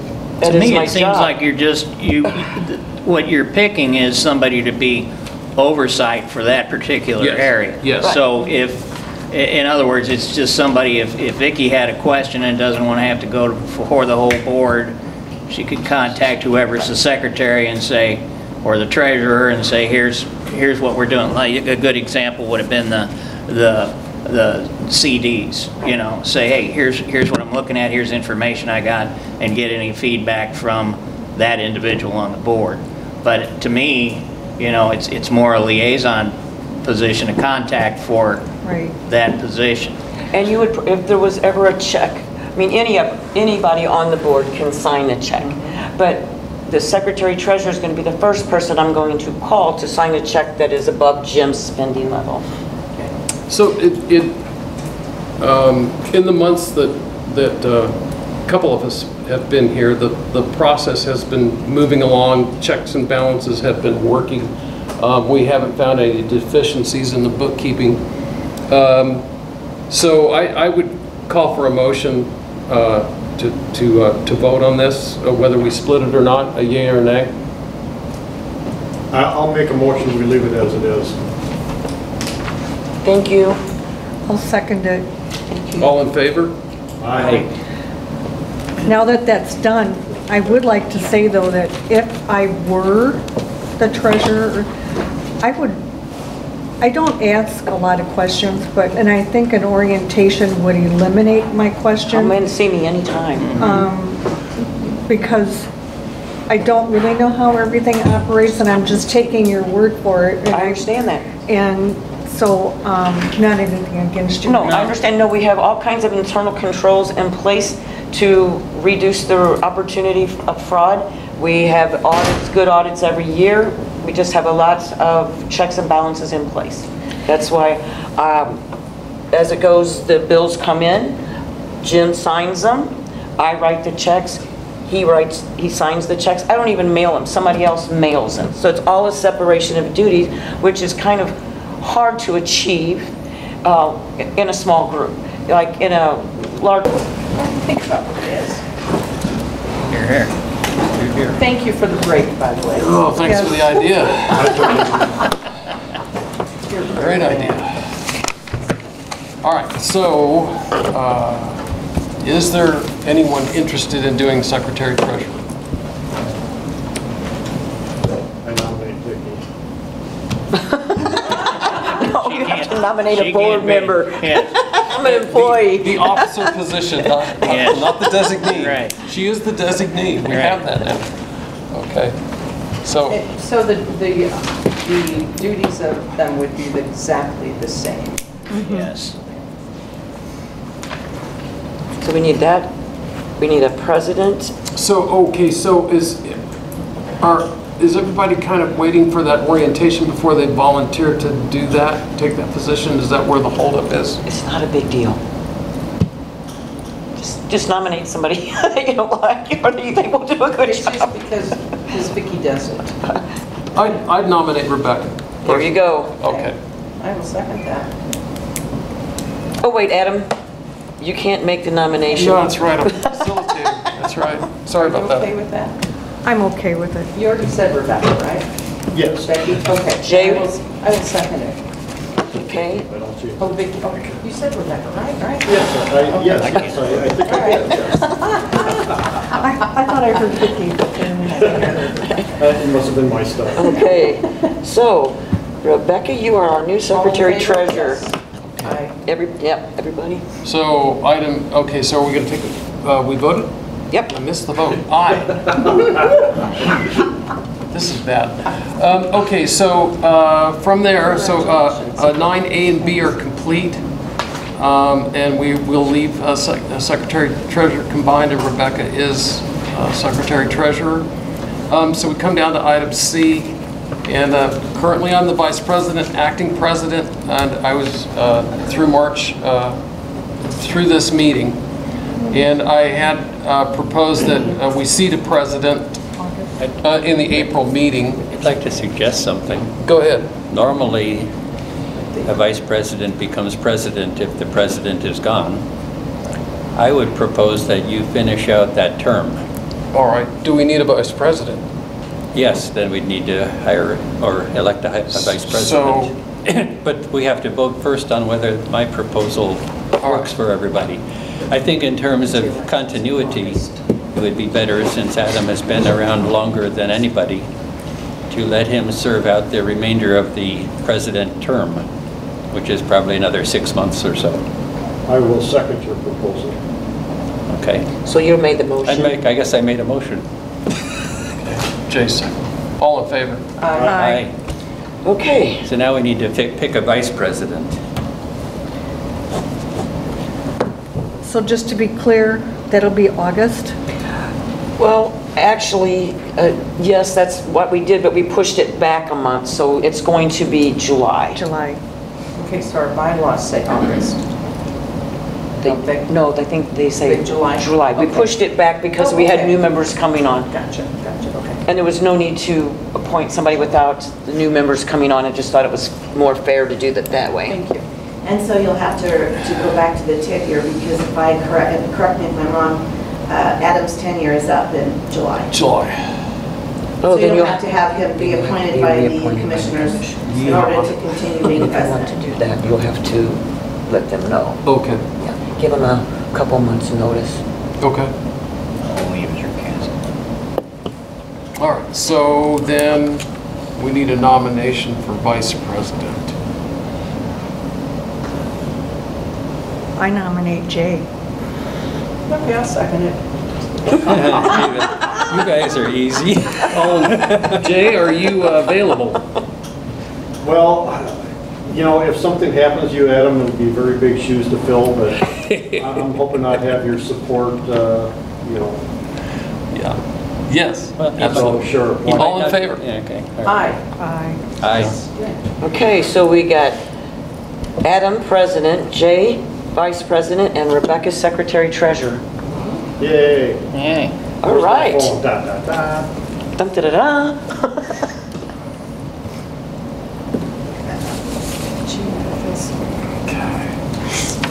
All right. Well, we've completed that. We're going to move on to item number 10, 1081 Osage Beach Road, which is our additional property. And Jim would like to speak on that. Do you have a PowerPoint or anything like that, or anything? No, I really don't. Do you need pictures up? No. Okay. I'm all right. Go ahead. we sent out this, proposal, different options, and that's all this is these are options for the board to consider.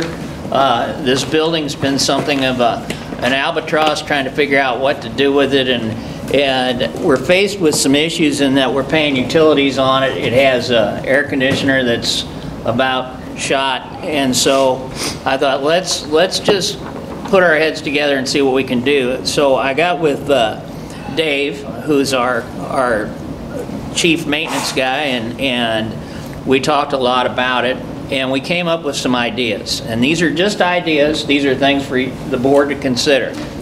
And this is the building that sits on a lot right next to the Osage Beach Library. It was one time a recording studio for one of the radio stations. It does have a tower there, which is another issue in that I'm somewhat concerned about the liability with that tower being there. So here we go. First one is to do nothing. If we do nothing at all with the building, then we're still going to have monthly electric bills, water. We got to pay insurance on it. We got to maintain, cut the grass and the bushes and all that sort of thing. So option one is we can just continue along, but I really, I would prefer to make some decisions on it as to what to do. Now the second one is to make it go away. Now, I sent Dave out on a mission to find out what would it cost to just have somebody come in and level that thing and haul it off. And it's, the building itself, I don't know, it's got some real issues, I think, as far as, what it could be used for structurally. It sits on a crawl space, so that eliminates some options that we had with it. So to excavate just to level the thing and excavate the property to be on the same level as the current parking with the building next door would run us between $40,000 and $65,000. Now, having an empty lot, of all things, I was visiting with my son, who's from Columbia, works with the city as a fire department and in the fire department, and they've come up with an idea in Columbia. What they do is they're trying to improve spots in the city. They're leveling blighted areas or buildings that are no longer being used, and they came up with something called pop-up parks.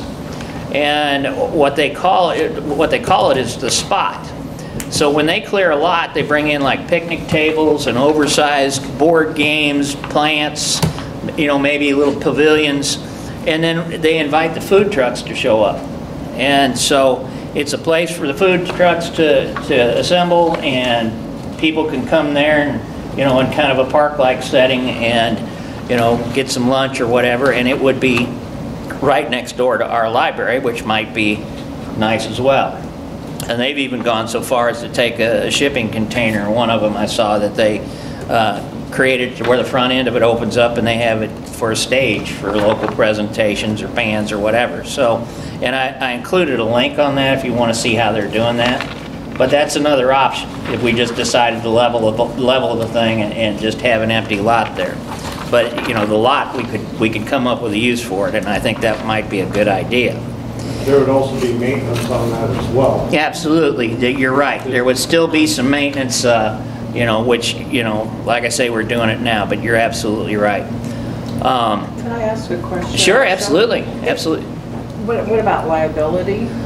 We've got the liability now, and I don't know if it would change, how much it would change.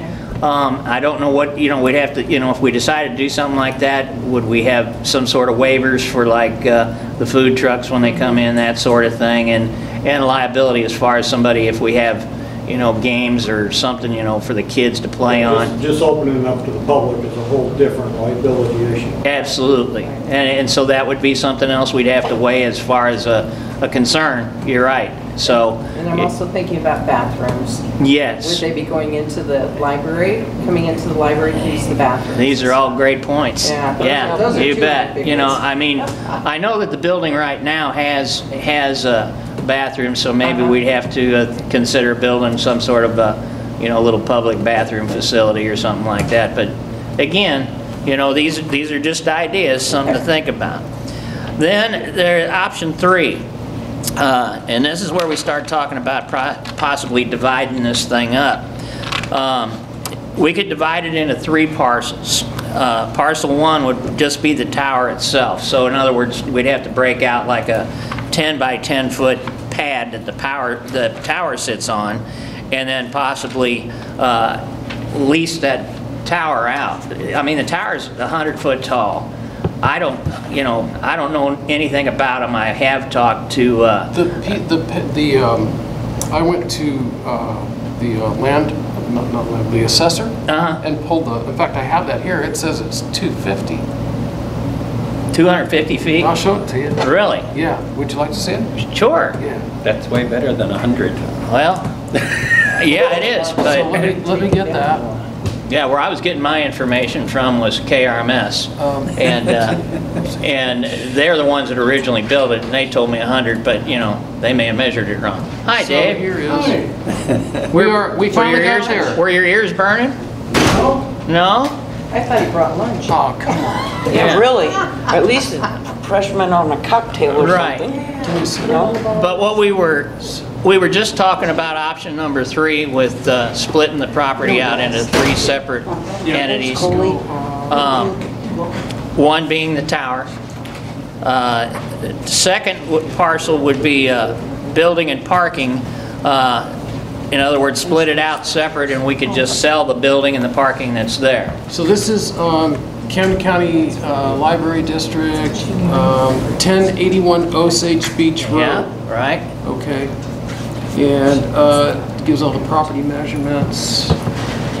We were wondering about the height of the tower. 250 feet. Well, there it is. It that's must be 250 feet. Yes. I'm wrong. Height Okay. of the tower is 250 feet. I want to go on record as this is the first time I've ever been wrong with the board. Okay, so. Oh, I got that in the minutes. Yeah. It's on tape. Okay, cool. All right. So, measuring things, right? You're what, just throw popcorn? So, bottom line is, one option is to separate the tower with just a deed out just the place where the tower itself is. The second parcel would be the building and the parking that we have, and to where we can sell the building and the parking around it. And then the third parcel would be 10 feet from the building towards our existing building. In other words, there's a road comes up along there, and we would be able to put angled in parking and pick up a lot more parking spaces that way. So we could get the additional parking we originally wanted, and then we would have a building and parking and the tower that we could possibly sell. Now, this tower thing, I don't know, in talking to some of the people in that business, they said you could lease out space on the tower, but I'm not real sure I want to get in the business of leasing and renting things, or that you would either, because you know how that works, Yes, so. Yeah, that's something to think about. The thing is it could lock things into where you're not able to do something that you want to do with the property. And that's the other problem. Big, I'd hate to have to come back and try and buy it back again. I rent tower space, so Okay. I know a little bit about this. Yeah. But the tower itself is unuseful unless there's also space in the building. Yeah, Because okay. you have to have a base place Well, for your there equipment. would be, Right. parceling out, there'd be enough room to put a 10 by 10 building there that would have its own electrical and own place for its power and stuff. Yeah, that could be done. Right. And That- you'd probably that was- end up with that a... way somebody could purchase that or use that, and we would be done with it and not liable for any. Yeah. Yeah, I currently rent tower space from KRMS. So they have a little building. Theirs is more like probably a 15 by 20 and a tower. And multiple people use the tower because it's a tall tower. So if you had a 250-foot tower, you'd probably have multiple people who would want to use it. Well, it's a lightweight tower, so not a lot of things can go on. Yeah. And the other problem is the FCC regulates where you can have your tower. So a lot of people who might want to use the tower won't be allowed to use the tower because the FCC won't license it that way. whoever we leased it to would do all the space that I leased for a tower. They did all the developing of that. Yeah. They paid for all that, they were just leasing the land from me. And so they would be leasing the land and the tower from us, they would develop it. Sure. And that would be in the agreements, but that's what I found is it was financially prohibitive to do all of that stuff, unless you had several people who wanted to join in on using the tower. Right, right. Well, and again, for what it's worth, I'm here to run a library, not a tower. Okay, so, while we're, so we don't have to go worth. back to it, while we're talking about the tower. And Sure. this will probably be for you, Dave, is in the very immediate, has anybody run torque specs on the mounting bolts? Checked it out so that we don't run the risk of it falling over. Well, everybody I've talked to said that, well, I don't know about actually an inspection of the tower. Yeah. We'd have to talk to Zimmer about that. Okay. But, as far as trying to sell it to get rid of it, they say once you take it down, you have to put all new bolts in it, and it's cost prohibitive to do that. Yeah, no, I'm not talking about that. I'm talking about the very immediate, and that's why I'm bringing the very immediate. For some reason, maybe something's degrading the concrete, and that we don't know that, and the tower's going to fall over. Right. In the very immediate, is there something we could do to verify the viability of that tower? Well, we could call Zimmer and ask them for any certifications they have. An inspection. I mean, we need an inspection. And that's, and that, I don't know what that's going to cost. I don't know. Somebody just to say that it's not going to fall over and kill somebody. Right. Right. So that's the most immediate thing that needs to happen with the tower. And I will stop it. Okay. We had somebody on the tower after we bought the property, but I don't exactly remember how long it's been. Okay. Since it's been up there, but I'll see if I can't find any paperwork on them.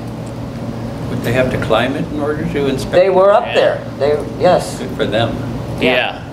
That's what I thought. Again, if it falls over, they'll solve the problem of the building too. It'll land right on the building, but my biggest concern are the anchor bolts. Right. My biggest concern is how old is that concrete? I agree 100%. So yes. Can somebody move on that? Yes, we'll move on that.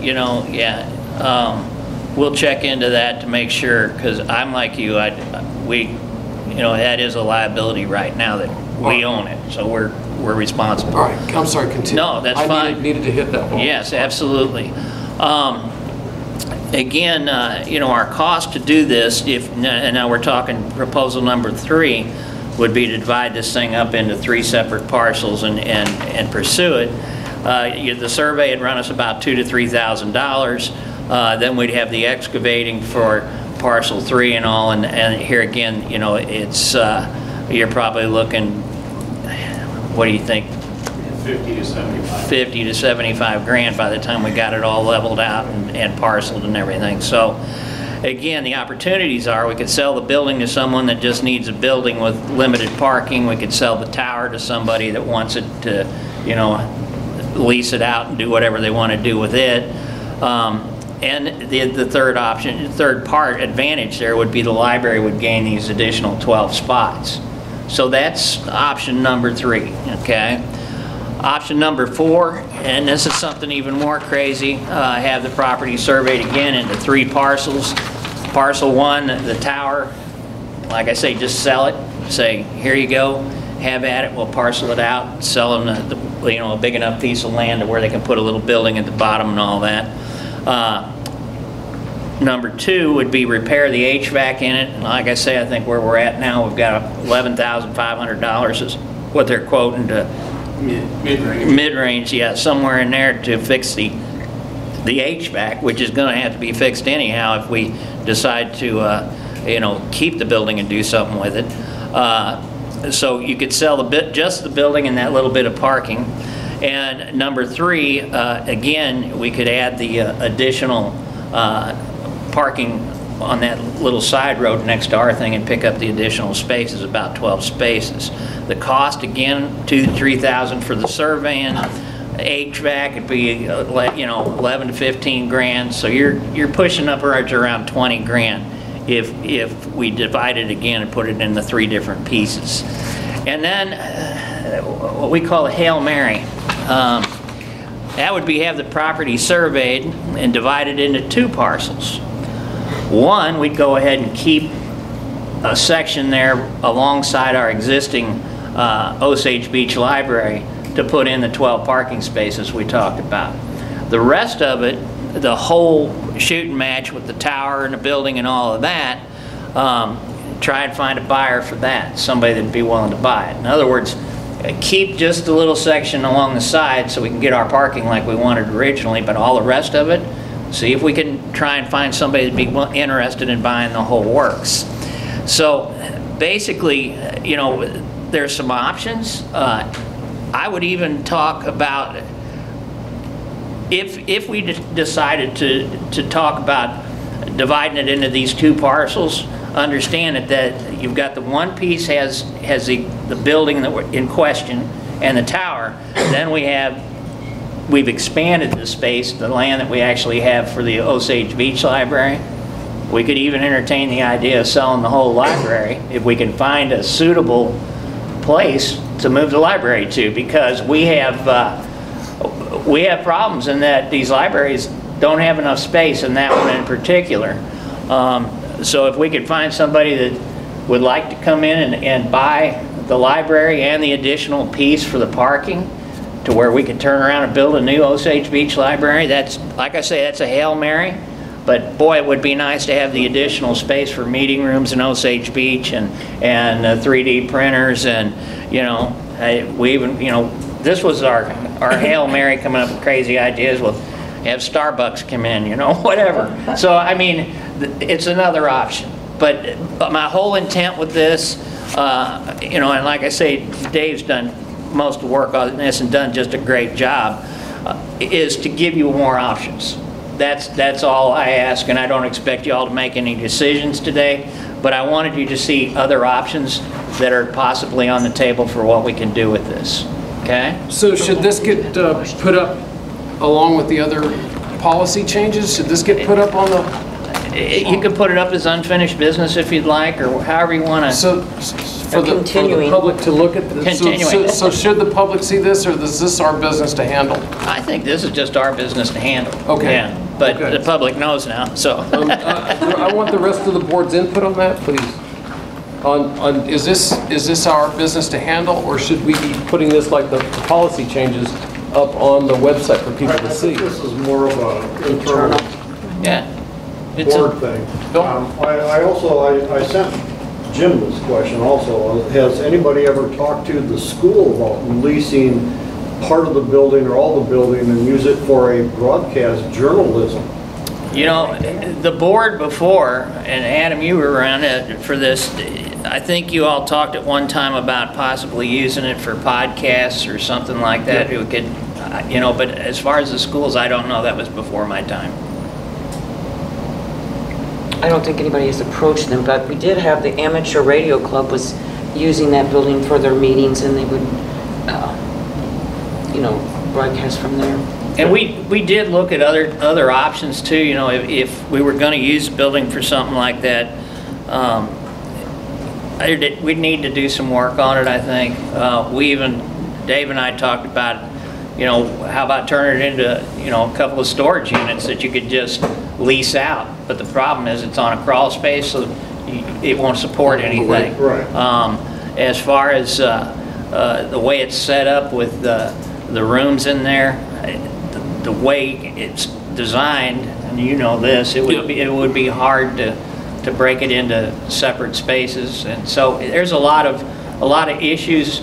I mean, how much money do you want to throw at it to make it viable for us to do it would be the issue. You put up some very nice possibilities here that almost make the building itself pale to what those, well, and we have the money to do that, especially if we sell the Osage Beach Library.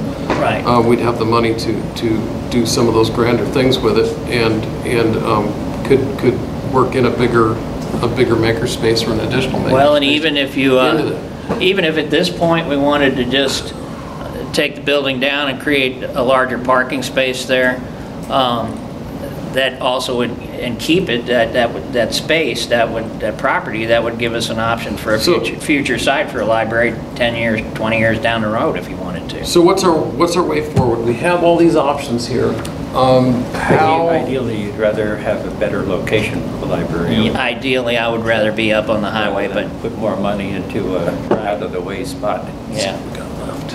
But with the price of property nowadays, what is it, I would 7% like to see interest? somebody check into the Camdenton, I'm going to say the wrong name, that technical high school part. Oh, the technical center? The technical Right. center. Do they have broadcasting? I don't know.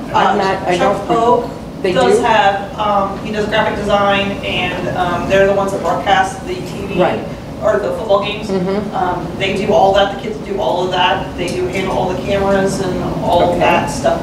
So he does have that capabilities, but I think, I don't know, broadcasting out through one of the TV stations, the local TV stations, I think is what they do.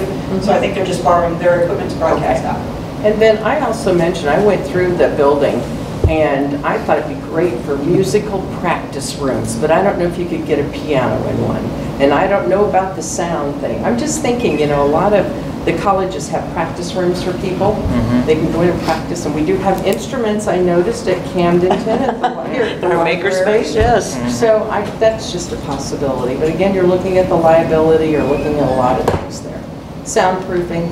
I think the one room is soundproof. Yes. There's And which, possibilities. from the public.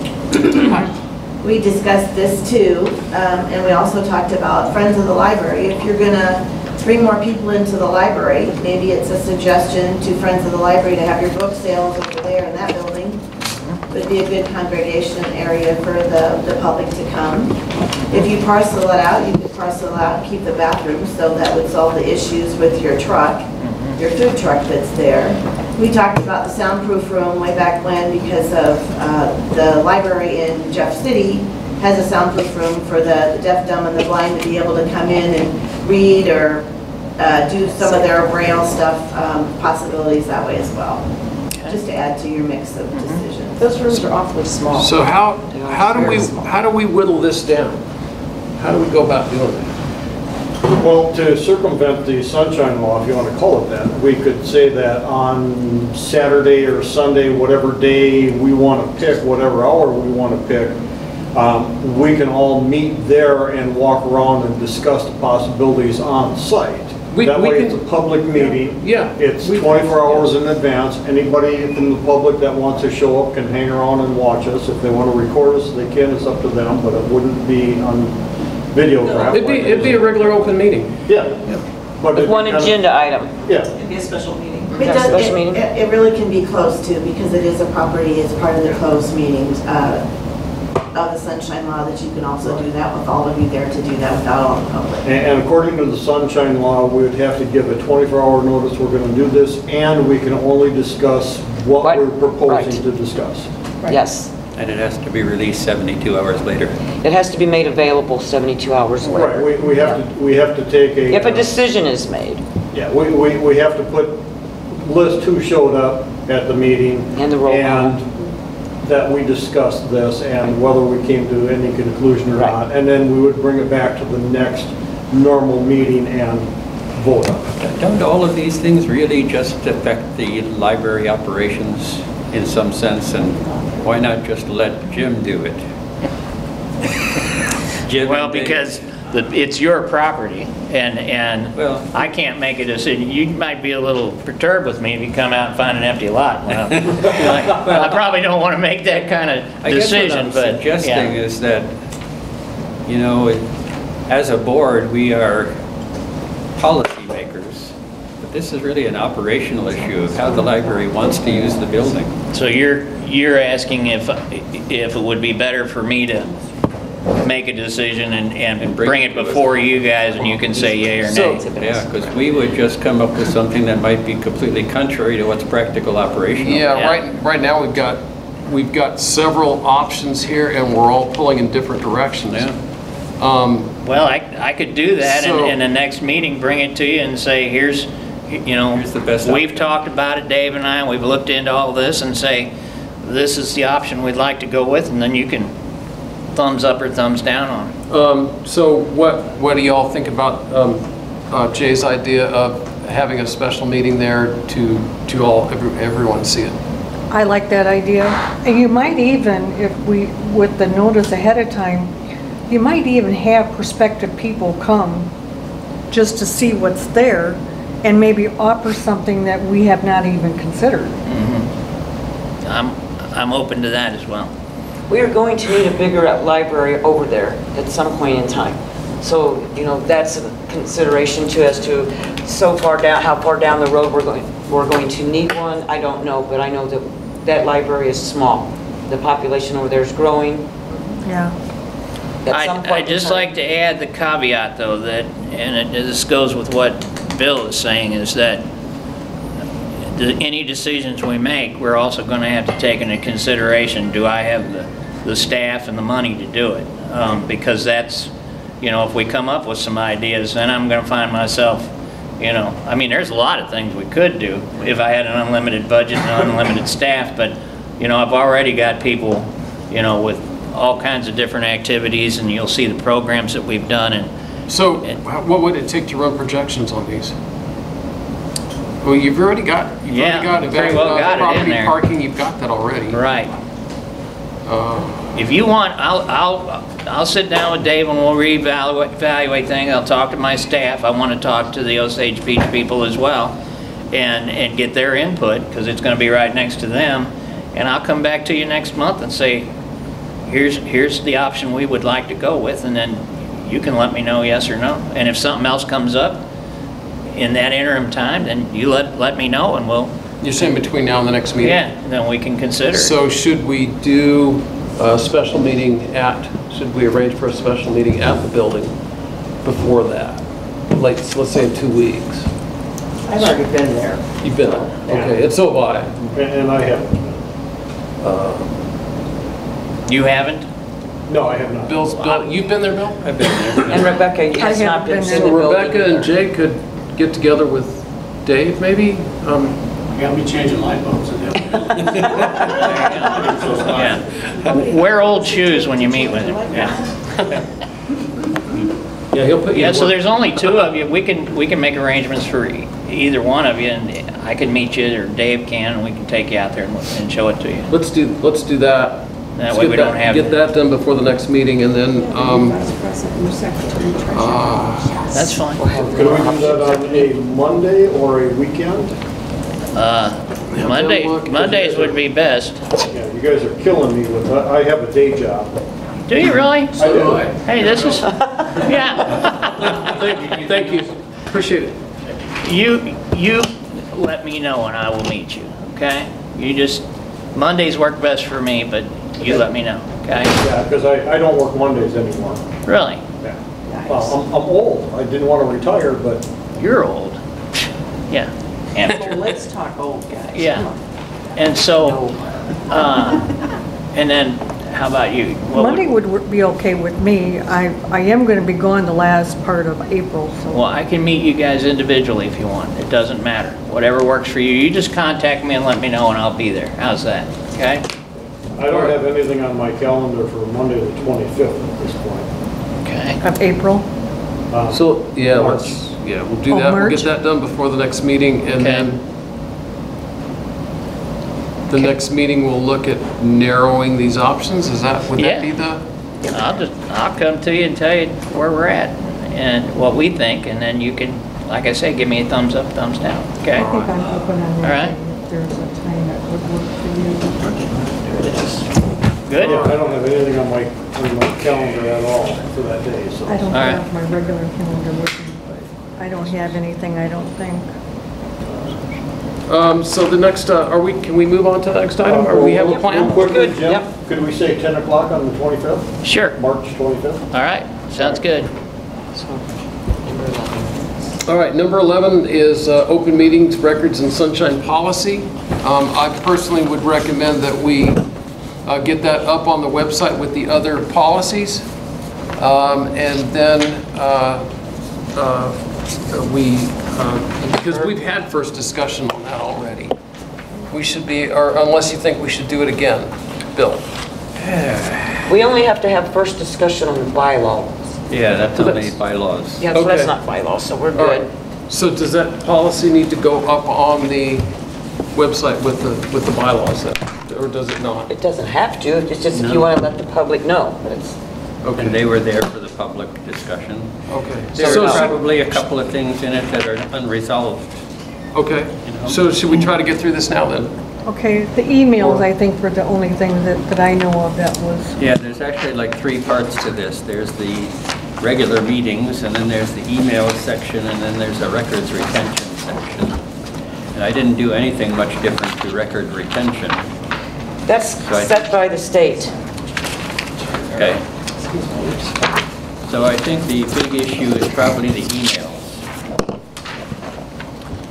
And as you can probably see if you've read this, I kind of made this distinction between non-quorum emails and quorum emails. And both Denise and Adam had reviewed this. Denise was a previous board member, and they kind of endorsed it. But I think I do hear people say that they don't trust the idea of sending emails to individual board members without the other board member seeing it. I have to say that I'm guilty of that. Yeah. Now, I think what mitigates that against that is the agreement before was I would summarize the discussion. So when Adam and I had a discussion, I made a little summary and attached it for the next person in line. Sandy said, well, that can be used, that can be misleading because you might misquote the first person, but the first person also gets to see it and approve it. So we kind of fix that. The trouble with that is that's subverting a quorum. That can be seen as subverting a quorum. Of course it can. Yeah. Yes. Well, Yeah. and technically, if you copy notes of a discussion you had with Adam, and then you email that to me, technically you are creating a quorum now. Because you're including me in on your conversation. So now, according to the Sunshine Law, the letter of law, the Sunshine Law doesn't address it. It doesn't really address email in general. No, it doesn't. And again, so are we going by the letter of law, or are we going by the... Yeah, it'd be kind of like if I had a physical conversation with Adam, and then after that I went to you. As long as I'm not deliberately trying to subvert the law, that's perfectly reasonable. And I agree. You know, the law was written and in place to make things open and public. However, realistically, if the 3 of us, 4 of us sat down at the bar, had a drink, and we talked about something, we're not coming to a conclusion. We're discussing a problem going on. Maybe we're going to discuss the building, or maybe we're going to discuss a list of books that we want to put in the adult section. Until we come back to the meeting, bring it up in the public, and vote on it, we haven't made a decision, so therefore we have not violated the Sunshine Law. And we haven't even violated the public trust. Well, it wasn't really a meeting, it's just, we all ended up at the bar. They consider a meeting if there's more than a quorum, whether it's a meeting or not. All somebody has to do is see you. Well, it's considered a meeting if there's more than a quorum, and if you go to one person, say something with the intent of it being passed to the next person, that's a quorum. That can be. So the idea is that might not be our intent, but somebody can take that and take us to task with it because it can be seen that way. It can be put that way. But even if we sat down and we said, this is what we're going to do. Until we came back to the meeting here and said, all right, we sat down, we had a couple of drinks and we discussed this, and this is what we came up with. Does anybody have anything else? We really haven't written anything in stone. So going by the letter of the law, I don't know. Would we have broken law? I don't know. The spirit of the law, yeah, I'd say it would be fine. So far, what I've been trying to do with emails is just use it as when if I find a fact or a piece of material that contributes to a subject, I send it to everybody. That's not discussing it. That's just providing information. Please look at this and know it's there. Know the contents of it so we can discuss it at the meeting. And that's the only way I can see us safely operating through email is to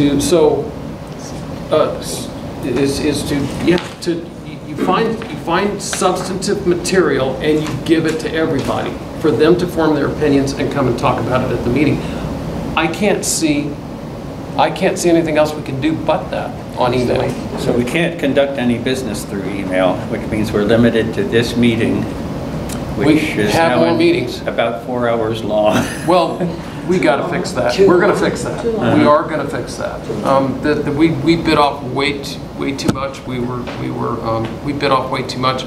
No. Again, we're each going to have to maintain a list of things that we want to bring to the board, not lose those concepts and bring them in a metered manner so that we're not overwhelmed. Now, the reason I created this whole email portion is back when Vicki was president, she wanted to do more things by email. So we were trying to figure out a way to do email that's still in conformity with the law. But I'm okay if we want to just not do email.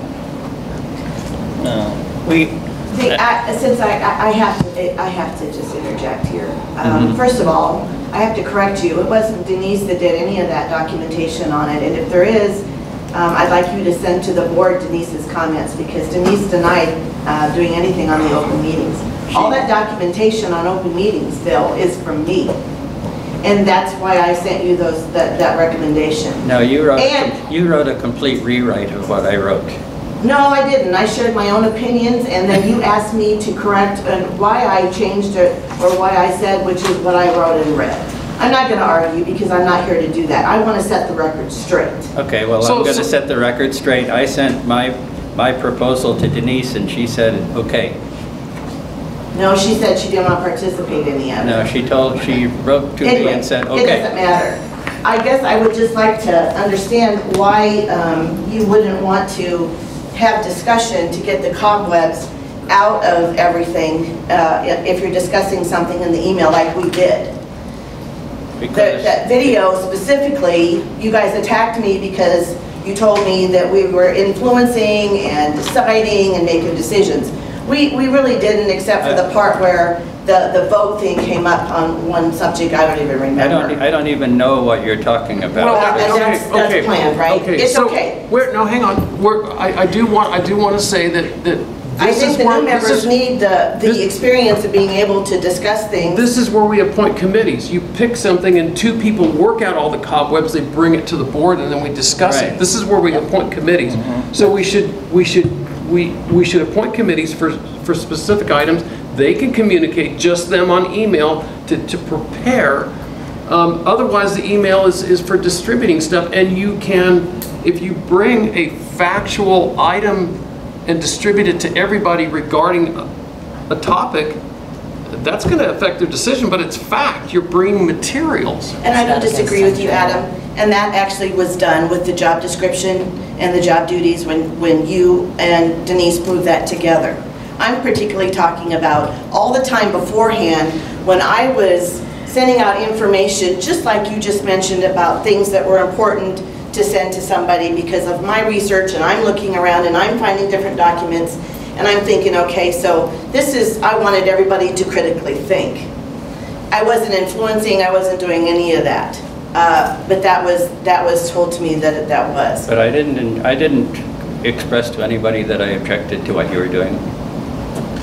I don't want to get out the emails and to do that. I'm just not going to. So this is all. It's entirely how you guys want to do it. I think it's all really irrelevant at this point. At this point, we need to be we're either distributing materials, or we're talking, or two committee members are talking to each other and working out something to get to the board.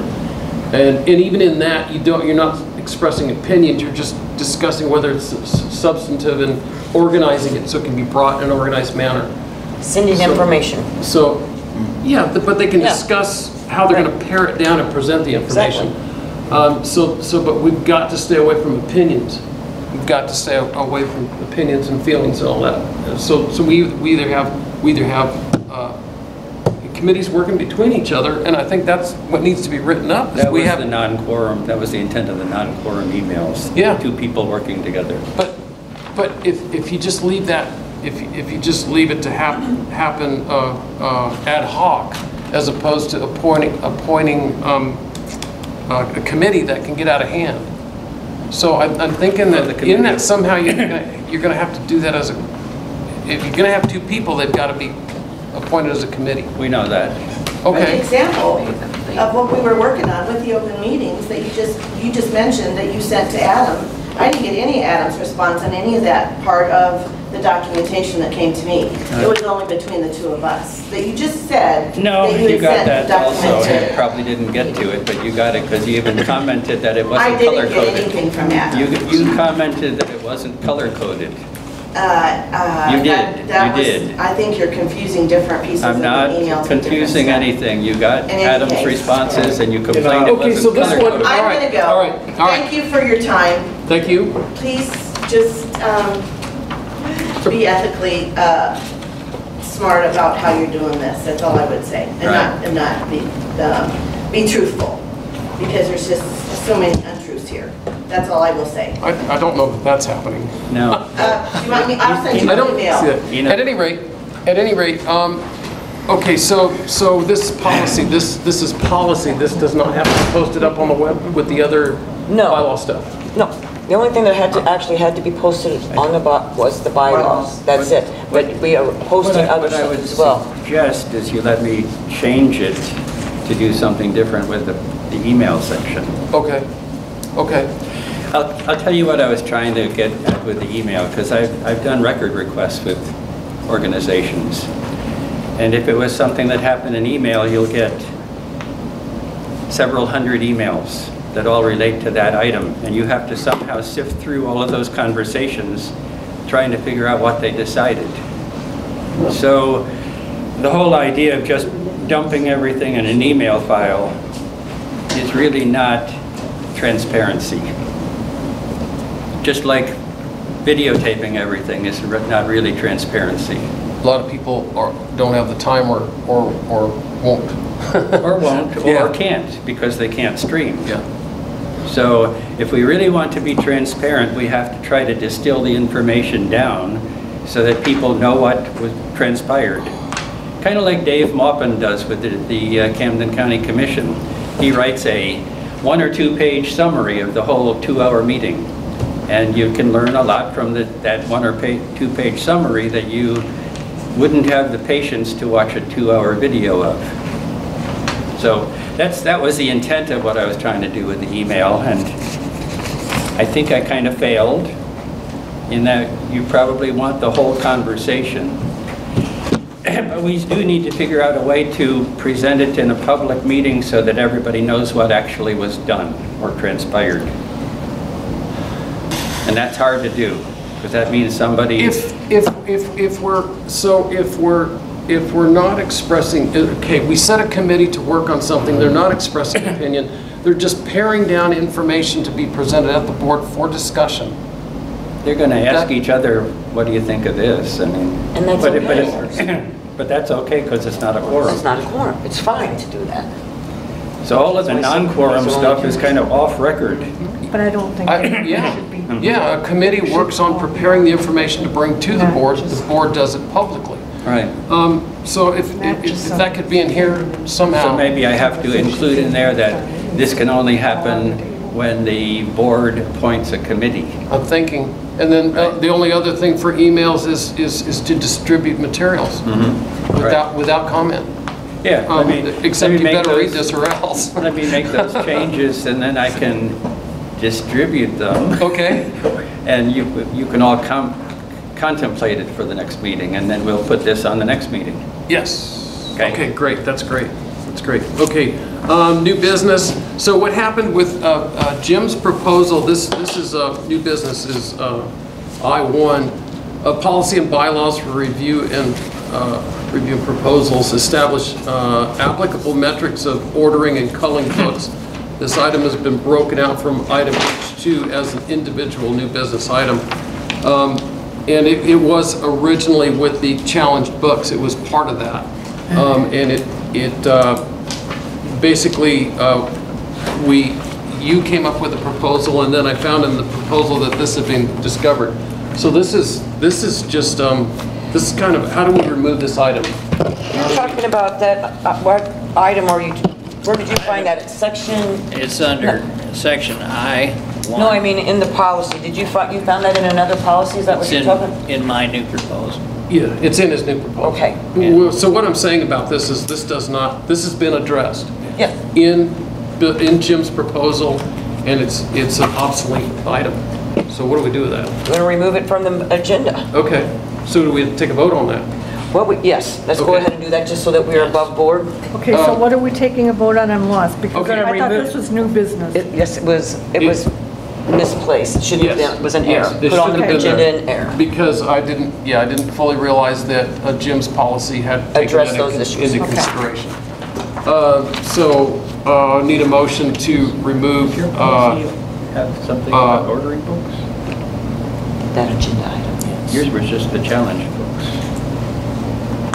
So we need a motion to remove an action item I'd have to go from back and look at it, but yeah, it's got- today. it's I in thought there. you had addressed. It is, it's addressed that in addressed there, yeah. as to how we purchase the books. And That they'll- wasn't here when we- It's So- in that same policy. So is that going to become part of the policy for book selection? Yes, yes, it gets added in just with the policy we currently have on book selection. So we probably still need to keep it open for somebody to write that policy section or put it in the... It's just a matter of cut and paste. Okay. Take it and stick it in there. So we should keep this open? No, Okay. no. Let me just go ahead and, I'd say, all I'm asking, you've already approved I the, don't get to have any of mine approved. well, follow me, watch, I'll show you how you do this. We're working on that. You just Let me show say, you. you just say no. Well, all we're gonna do is you've already approved my Right. proposal. All we're gonna do now is take that and stick it in our policy. It's, you've approved it, it's policy addition, and it gets stuck right in there, so. At the end of our selection policy. Right. Section 2, subsection 19, after the censorship, we're going to put that in, correct? That's where you want that That's where I policy to want go? it, yeah. We want that policy corrected. So Okay, the The section on resistance. So we've already censorship. voted on this. Why do we have to have a motion to take it off? Well, we didn't really, Because it's Oh. public record, I guess. Right. Right? So do we need a motion to take it off, or do we just take it off? Or you can just say it's been addressed. We addressed it. It's been addressed. Yeah. We addressed it. Okay. so. item issue has been addressed, that's perfect. Okay. Good. So, So I'm just going to exit.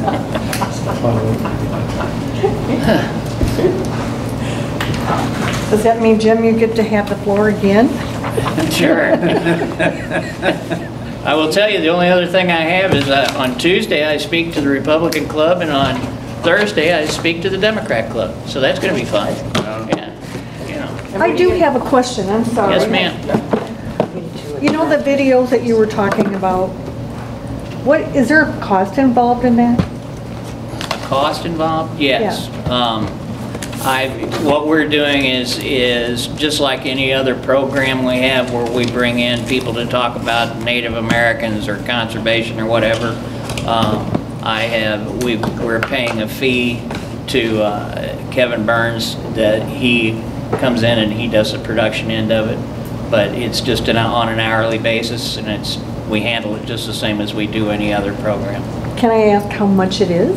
Sure you can. It's $75 an hour. $75 an hour? Okay. And the shows generally will probably be an hour set up time and script and everything, and then an hour for the show, so a couple hours, which is actually less than what we pay on a lot of our programs.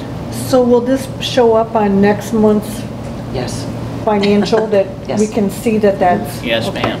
Yeah. And we're going to take them out of publicity and PR. Yes, I took it out of Coley's budget. She's not real happy, but she'll get over it. are we ready to move to adjourn? I'm ready when you Oh my are. gosh, yes. Somebody make that motion? Somebody second it? I'll second. All in favor? Aye. Aye. Oh.